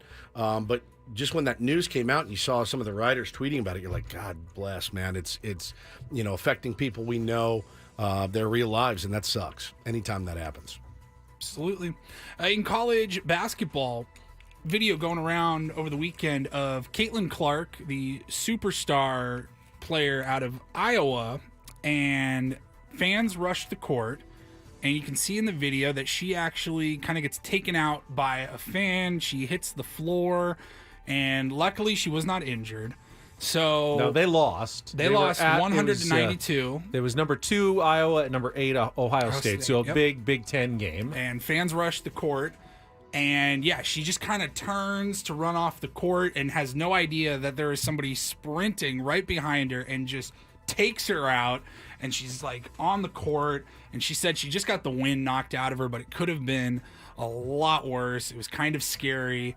And you see the video and you're like, okay, maybe we got to just settle down, everybody. Settle down. Because you never want to see that happen when you do see fans rush the court, although it's always possible. Well, that's the mixed feelings you have about rushing the court. It's cool to see, especially when an underdog pulls off a giant upset. Some guy's running, he's filming himself, and the crowd streams onto the field or the court, and you've got this sea of humanity that's all celebrating. We love that. But you can't really organize it and make it more orderly. Like, okay, let's very calmly single file all onto the court as we storm it together. It's not something you can control ever. So either you do it or you don't do it. And I can see it both ways. Obviously, you don't want it to be dangerous. You want to make sure that the players can get off the court safely. But if you just take all emotion and celebration from the fans out of the big wins, then what are we doing here? So she herself said, I could see that they were storming the court, which was totally fine. Good for their students. Great win for them. And then she said that she was just kind of hammered and blindsided by a court stormer while she was just trying to get off the floor. Her coach said that just should not happen. Our players should be safe. They should be able to walk off the floor. That's very disappointing. Ohio State, great team, great environment, but obviously very disappointed with the post game with our players getting injured trying to walk out of the gym. That's wrong. I also think if you're a top 10 team, and Ohio State is ranked in the top 10, right? Sure. And you're playing at home, can't storm the court. Can't you? That's not even it's barely an upset. They may have been favored in that game at home. You can't. I don't like to play. It's a regular league game that, at the very least, you're probably hoping you're going to win because you're at home. 18th. They're ranked 18th. So top 20 team storming the court at home against a league opponent. That looks kind of small time to me. I mean, either if you win a it's championship, college basketball. The kids are there. Well, They're ready to rage. When don't you storm the court then? I don't know. I mean, that's still a big win for them. It's a huge win. Are they going to storm the court in their next game? You're the storming police. I am the storming police right now. You are the storming police. And I feel like you have to either pull off a big upset, like a surprise. Oh, we haven't beaten a ranked team in 7 years. Let's run down to the court and celebrate it. Or we just won a conference championship or an NCAA championship. Let's go. This is just a regular league game at home. I mean, against a good team, obviously, but you're a good team, too. I don't see the show storming the court. When's the last time you remember the show storm the court at home? They expect to win. Championship. Well, you don't. I mean, that's on the road. That's in Vegas. In home. At Viejas Arena. I don't expect anyone to come in and beat the Aztecs. I mean, even like Gonzaga. I don't know that I'd storm the court. I mean, maybe like UConn came in and they're ranked number 1, you think about it, but really, if you're a good enough team, you shouldn't be storming the court at home. You should just be winning at home. I've always thought it's weird when ranked teams, even if you're 20th and you beat a number 6 team, I don't think that's that big of an upset. Did you guys see the video, by the way? Yeah. What? I don't know that I'd characterize it as blindsided. No. She drops shoulder into that person and then does a 360 and falls on the ground. I mean, I'm just calling it like I see it. They're talking about it in the chat. Go watch the video again. I like Caitlin Clark a lot. She's phenomenal. That said, I'm like, oh, yeah, you saw her coming. You absolutely saw her coming. You dropped shoulder into her and then whoop, fell off. And maybe her eyes were averted. I don't know. But the video itself, if you're going to go full, says she flopped. If you're going to go full Zapruder film on it, you should and watch it because it was like when I saw it in real time, I went, "Oh crap!" And then I saw it again and I went, "Oh, that looks a little different." Looks a little different. Got a lot of differing opinions. Yep. I'm the fun police. Adam says bad take. Iowa's a national championship contender. Shouldn't Ohio State also be if you're top 20 in the country, aren't you a national championship contender? I mean, the Aztecs in men's basketball weren't in the top 20 last year, and they made it to the national championship game. Have some high standards there. So you don't like bat flips and stuff? No, I didn't say that. Oh, you expect to win. You can't injure people though. What if you hit somebody with your bat? I would be opposed to that as well. Don't flip your bat into other people. All right, and don't storm the court and run over star players from the other team. Will you start starring all of the games on the weekend where the kids are allowed? I think that would be good. Is this a court? If you win, are you allowed to court storm? You put a little star next to the ones that you like. We have court storming potential here. Out here in Happy Valley this weekend. Court storm I'm watch. going to give them a star, and they're allowed to storm the storm watch and court storm watch. The arbiter. Finally, Elle King, the musician, she is a little bit of hot water with fans of the great Dolly Parton.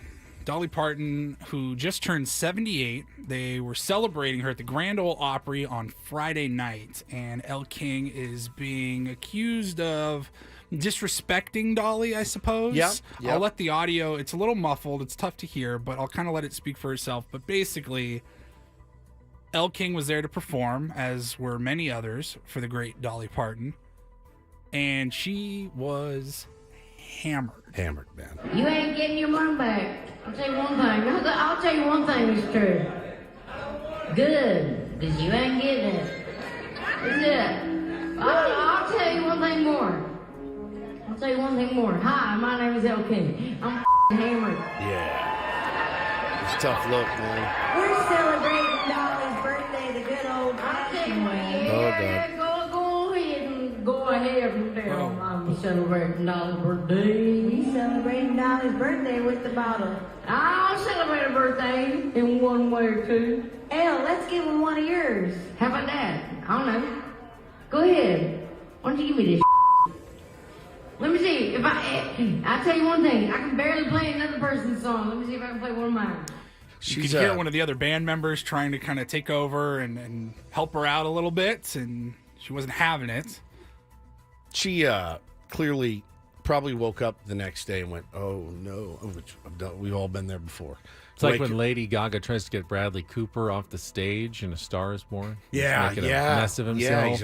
And it's like, all right, well, clearly El King needs some help at this point. Go ahead and tell him I'm celebrating Dolly's birthday. We celebrating Dolly's birthday with the bottle. She sounds a little bit like the Cash Me Outside girl in a couple of instances there.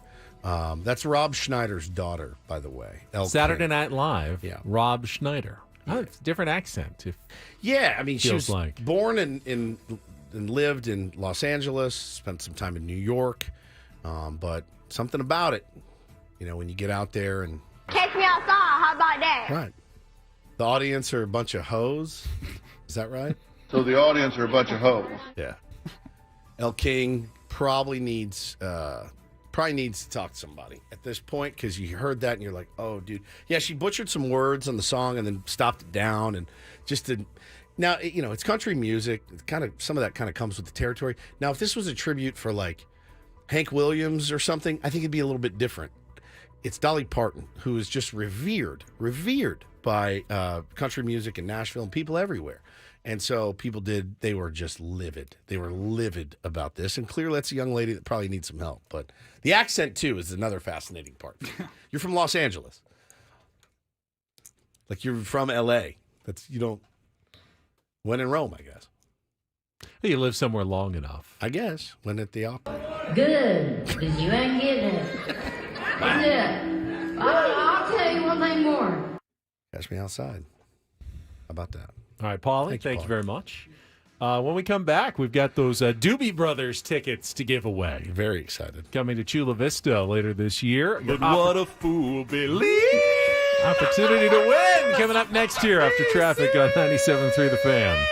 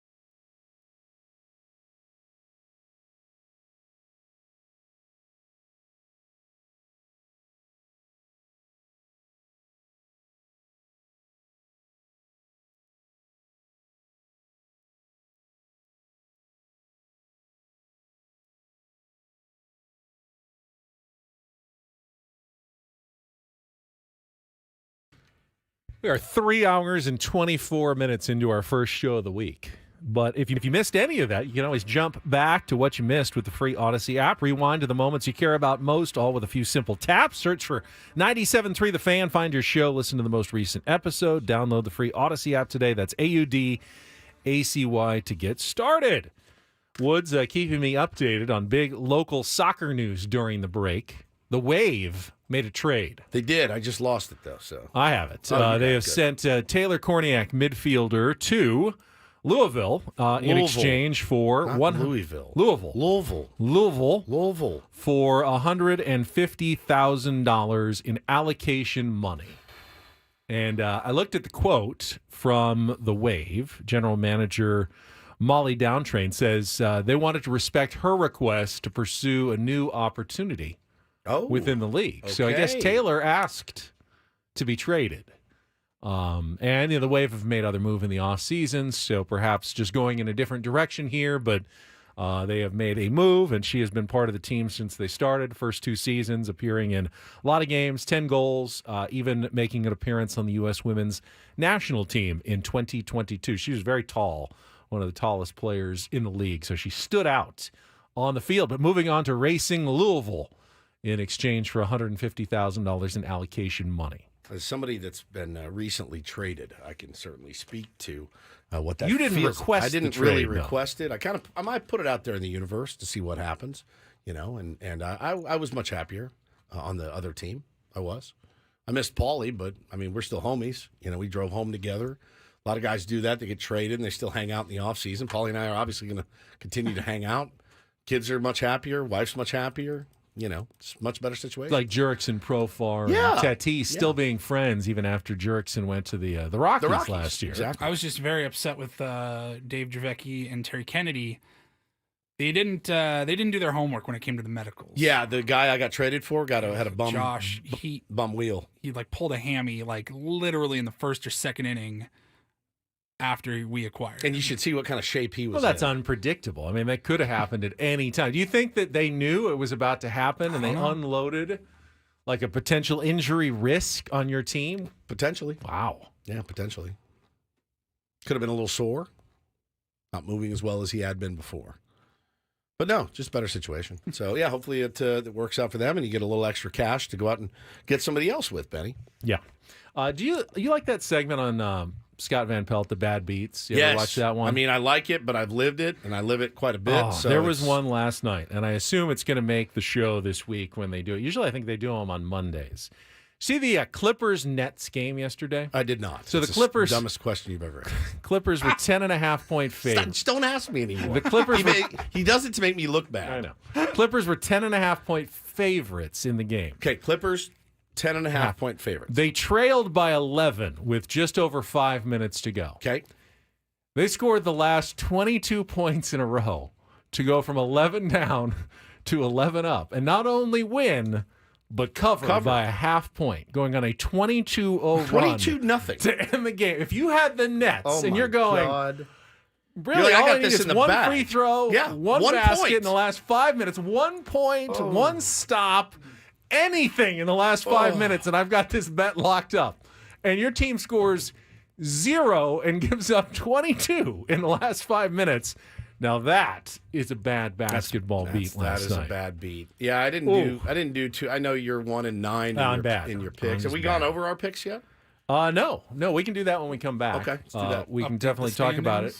Take our first look at the conference championship matchups. We got the schedule set coming up this Sunday, and you can listen to all the games here on 97.3 The Fan, free from Westwood One, live here and on the Odyssey app this Sunday at noon. The AFC Championship game, the Ravens hosting the Kansas City Chiefs, followed at 3:30, the 49ers hosting the Detroit Lions. Woo! All here on 97.3 The Fan, or you can simply download the Odyssey app, search for 97.3 The Fan at kickoff. Yeah, let's take our last time out. We'll come back. We will talk about the matchups, our picks, and then get the stage set for Annie and Elston to take over coming up at 10 o'clock. But first, Paulie reminds me, it is time. You know what a fool believes, that you could actually win one of these things. Yeah. If you call in right now, fourth caller wins Doobie Brothers tickets coming to the North Island Credit Union Amphitheater on June 25th. Tickets go on sale this Friday at 10 a.m. at Ticketmaster.com. Be the fourth caller, 833-288-0973, 833-288-0973. Send you to the Doobie Brothers this June from 97.3 The Fan. We'll be right back.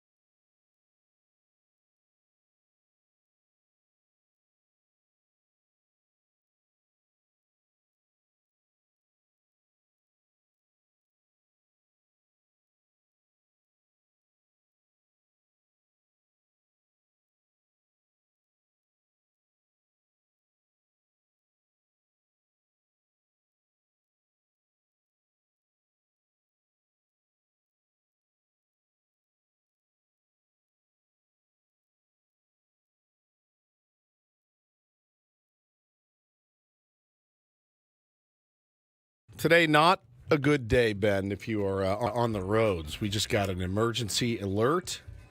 What does it say? It's like a shelter in place. Flooding is so bad. Do not travel unless you have to.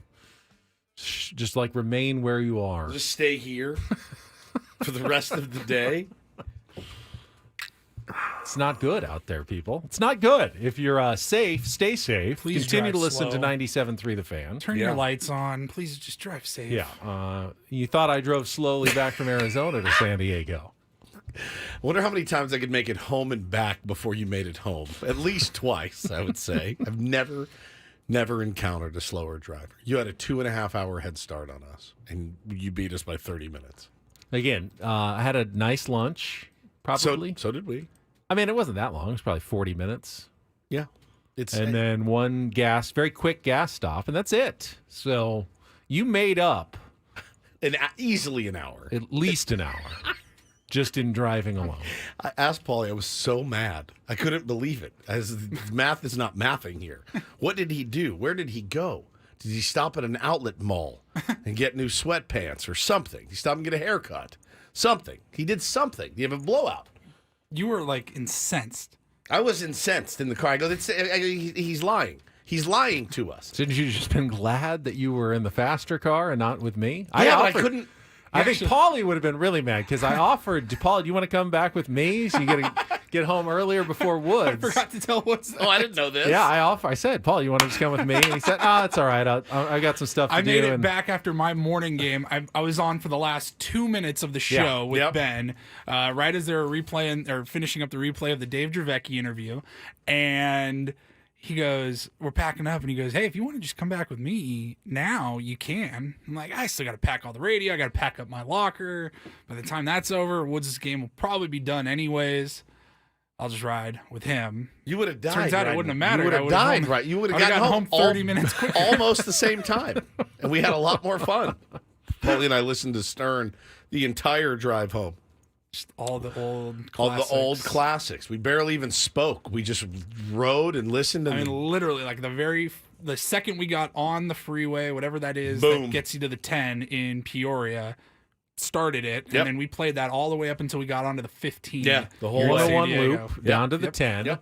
85 down to Gila Bend, onto the 8, down all the way to San Diego. The drive is so moronically easy when it just goes by so quick. So, but we all made it back safe and sound. And I'm going to have to drive a little bit slower going home today for sure, man. The rain it freaks me out a little bit. So just be careful if you're out there on the roads right now. I did have somebody in the chat say, man, rainy day. I get to sit home and watch Ben and Woods live. I hope it's everything that you imagined on YouTube. You can watch us there. See us in person. Kyle says, rainy day off, get to watch Ben and Woods live. So shout out. We are going to go through our NFL picks. I know mine will be very easy to recap right after this check of traffic on 97.3 The Fan.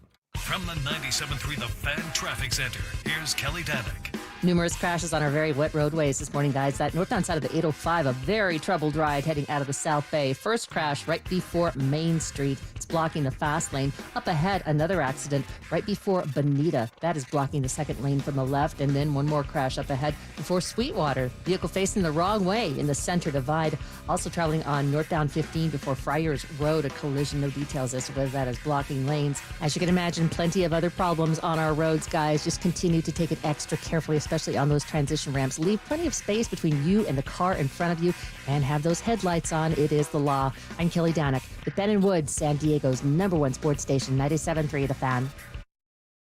So, Paulie's wife just sent us a screenshot, Ben, of our radio She's in the car program that's airing right now on the radio. I think the weather may be messing with the radio signal because this is what came out of her Our speakers. transmitter got wet again. Yes. Oh, no. Listen. Going in a different direction here, but perhaps just going in a different direction here, but perhaps just going in a different direction here, but perhaps just going in a different direction here, but perhaps just going in a different direction here, but oh my God. Perhaps just going in a different direction. there's a glitch in in Robot Ben. Sometimes there's an actual Sometimes glitch there in actually me. is a glitch. I don't remember repeating that 7 times in a row, but that is spectacular, dude. That is here, but or perhaps just going in a different direction here, but or perhaps just going in a different direction here, but or perhaps just going in a different direction here, but or perhaps just going in a different direction here. You have to just going in a different direction here, but perhaps just going in a different direction here. That'd be but a really good perhaps bit. To just going in a different direction here. See if he but could do it the whole time. Just going in a different direction here, but perhaps just going in a different direction here. You have to blow but on him. Perhaps just going in a different direction here. All right, you're making me but insane. perhaps- Please stop. Good Lord. Holy cow. That is incredible. That's got to be a promo, Paulie. Just perhaps going in a different direction here. Here, but or perhaps just going in a different direction here, but or perhaps just going in a different direction here, but real or fake? Did Ben say this? Craig Elston just walked by. Is it just insane outside right now?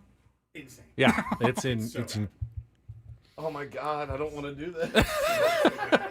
I don't want to do this. Taking 2 hours to drive home today. Holy cow, dude. That All right, is let's go in a unreal. different direction here. And last perhaps 10 just going in a different direction here, but Let's talk perhaps a just little going bit in a about our different football direction here, picks over the but weekend. perhaps just going in a different direction here. But Mine are easy. After going 1-5 in the wild card round, I had the Texans, 49ers, Bucks, and Bills all Sounds like covering. you should have gone in a different direction. Sounds like you should have gone in a different And direction here. Not a single one of them came through for me this weekend. I went 0-4, leaving me at 1-9 so far through 2 rounds of the playoffs against the spread. 1-9. All right, I have to ask you honestly. You're affected by this, yes? A little bit, because I feel my logic still stands. I don't see necessarily where I totally got it all wrong. Like When you got the my- 8, when you got But 9 out of 10 wrong. My thought That's where you got process it wrong. going into it, like I guess I didn't see the Chiefs playing that well. I just didn't think they were what I had seen over the course of the regular season. That team doesn't beat the Bills in Buffalo, but that wasn't the team I saw in the regular season. They but played hold on. much better yesterday than they did the rest of the season. I agree, and that happens in the playoffs. There's teams that ramp it up in the playoffs. There's teams that have monster regular seasons and soil themselves in the playoffs. Dallas Cowboys did that. Los Angeles Dodgers do it every single year, right? So that's not that uncommon. What I want to know is, now, you didn't spend a nickel. You didn't actually bet any of these games. Imagine the feeling of someone who actually puts their money using that logic. I think reputation is much more valuable than money. Because you're known as, I get a lot of grief. I'm the FM DJ, right? I don't know anything about sports. So when I mop the floor with Lord Sports, it does make me feel a little bit better. I will give you that. I don't feel terrible about my Bucks pick. I mean, they were right there. That 2-point conversion was the difference. I think we were getting 7.5. They were 8 behind, went for 2. Didn't get it. Ended up losing The that one. lines were, which game did you say? The Bucks Lions. Was it 7.5? We had it at 6.5 when we made the picks. So if they had made the 2-point conversion, I would have won that one. But they did not make the 2-point conversion. So that one could have gone either way. I had the 49ers. I thought they'd cover. I guess the Packers did surprise me as well as they played. I didn't think that game would be quite as close. And then the Texans, I was all in on C.J. Stroud. I thought he could keep that game within a touchdown or so. And in the first half, looked like he would. And then Lamar Jackson gave a nice halftime speech, apparently, and the Ravens came out like a team possessed in the second half, and that was it for that one. Or so they played like the number 1 seed. Right. Yeah, but they didn't in the first. Coming off a bye. Said I feel like coming off the bye, they'll probably struggle a little bit early. I imagine this will be a close game into the second half, and I don't want to give up a bunch of points. Don't chalk it up like it was just an inspiring halftime speech. They're the number 1 seed at home coming off a bye. Well, so was the 49ers. Going up against a rookie quarterback. And I picked the 49ers thinking, okay, I think they're going to take care of business coming off the bye as the number 1 seed, but they didn't. I'm telling you, I put a lot of action on games. A lot. This is why I'm always reluctant to tweet my picks or to even talk about my picks. I believe. Well, how did you do? I won. I got 2 or something. 2 and 2. You got 1. I got 1 and 3. 1 and 3. But I had the lead the week before Paulie actually got us both. And Paulie, how many did you get correct? I had 3 out of 4. 3 out of 4. right. Now, did you? We all had Buffalo. Did you win money on those? I only won one. Yeah. Yeah. I won on the Packers and the Bucks, or the Lions game, I should say. Okay. So you've got the lead now because those were worth 2. So what's the standings now going into the conference championship game? The lead was 3 for Woods and then 2 for me and 1 for Ben after the wild card round. Now with the 2 points per game, I am in the lead with 8. Woods has 5 and Ben still has 1 point. Championship weekend coming up on Sunday. Worth 5 apiece. Each game is worth 3 points. 3 points, okay. Super Bowl will be worth 4 points. Okay. So I need to make up at least 3 on Paulie just to have a chance to tie him in the Super Bowl. And if I want to win this, I need to make up 6. I need to win both games and have Paulie lose both games this weekend just to even have a chance going into the Super Bowl. Yeah. It's not looking good. Paulie, I mean, you place wagers too. I don't run to Twitter and say, "Oh, I've got those." So it's like terrifying to me. I feel like I would go 0 for the season if I posted every game that I bet. I won with the Lions. I ended up losing money because I had I played the player prop for Josh Allen to throw an interception. Yeah. Which I looked. I've won on those bets before. He throws a lot of interceptions. He does. I think out of 18 games played now, he only had a clean game 3 times, I think, all year. Yeah. I'm like, I'll take that. Decent odds. Didn't happen. Yeah. But oh well. So just quickly, the odds opening 3.5 Ravens point favorite over the Kansas City Chiefs at home, and the 49ers 6.5 point favorites over the Detroit Lions. Opened at 7. It's been bet down by Lions backers to 6.5. I'm pretty confident on who I'm going to take. I can't speak to the fact that they're going to win, but I'm confident in both games that I'm going to take this week.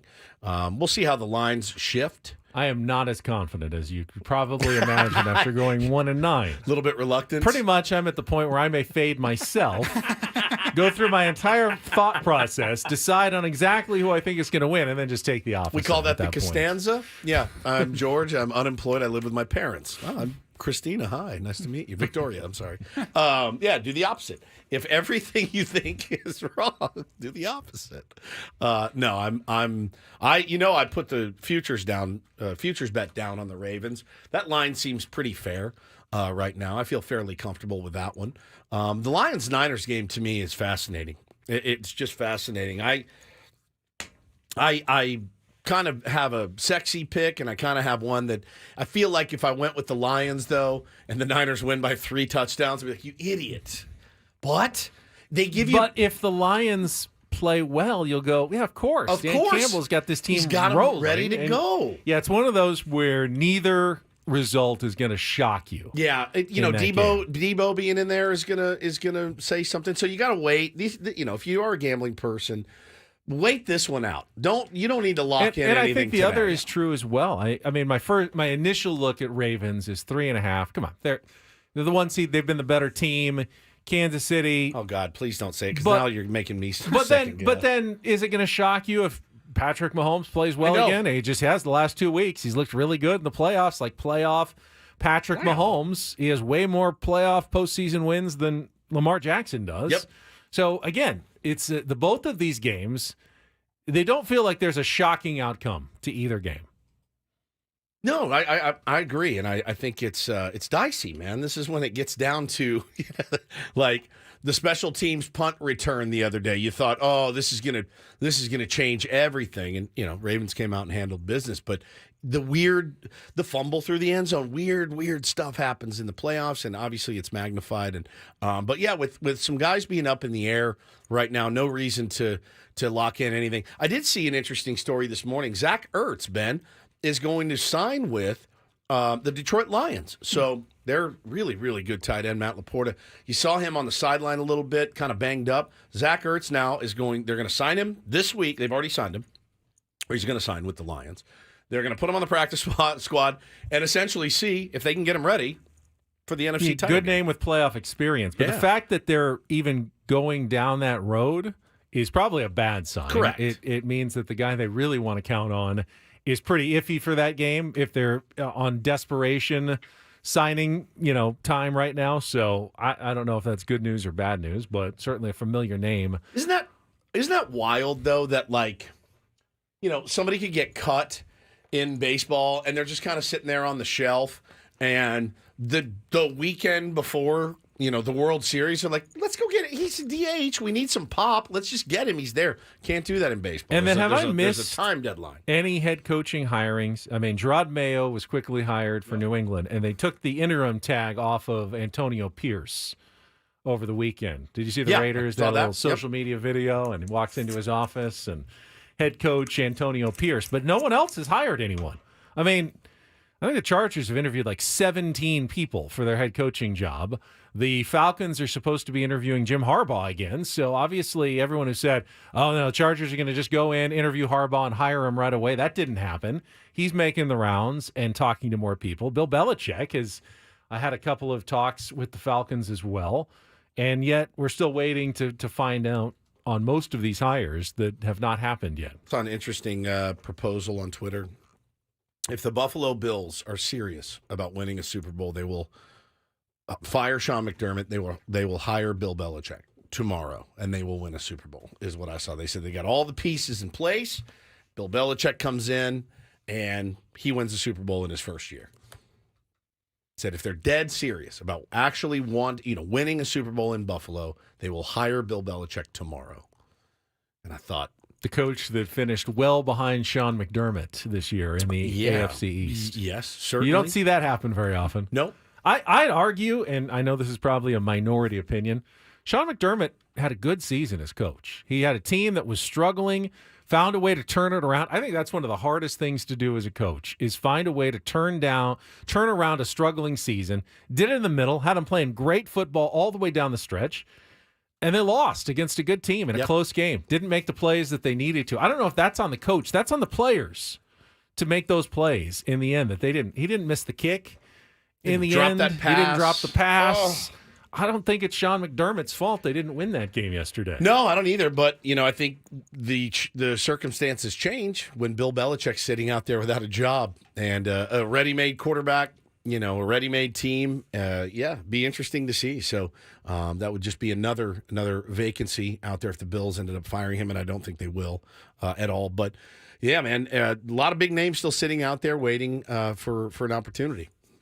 All right, we got Annie and Elston coming up next. At least Craig has safely made his way through the storm into the building on this very rainy Monday. Get you their thoughts from the weekend on everything that's been going on, baseball, football, and otherwise. That is coming up next. We'll be back tomorrow. Obviously, I would love to see the Padres do something. Anything. This week. Is this the week the Padres fill an outfield slot, perhaps? I need a slot filled like you wouldn't believe. Fill my slots. Would be nice if we had at least a direction to ponder as you headed towards spring training. That's it for us. Great job back in the studio today. Executive producer and imaging director Paul Reindl. For Stephen Woods, I'm Ben Higgins. Stick around all day long. Be safe out there. We'll be back tomorrow at 6 a.m. on San Diego's #1 sports station, 97.3 The Fan. So long.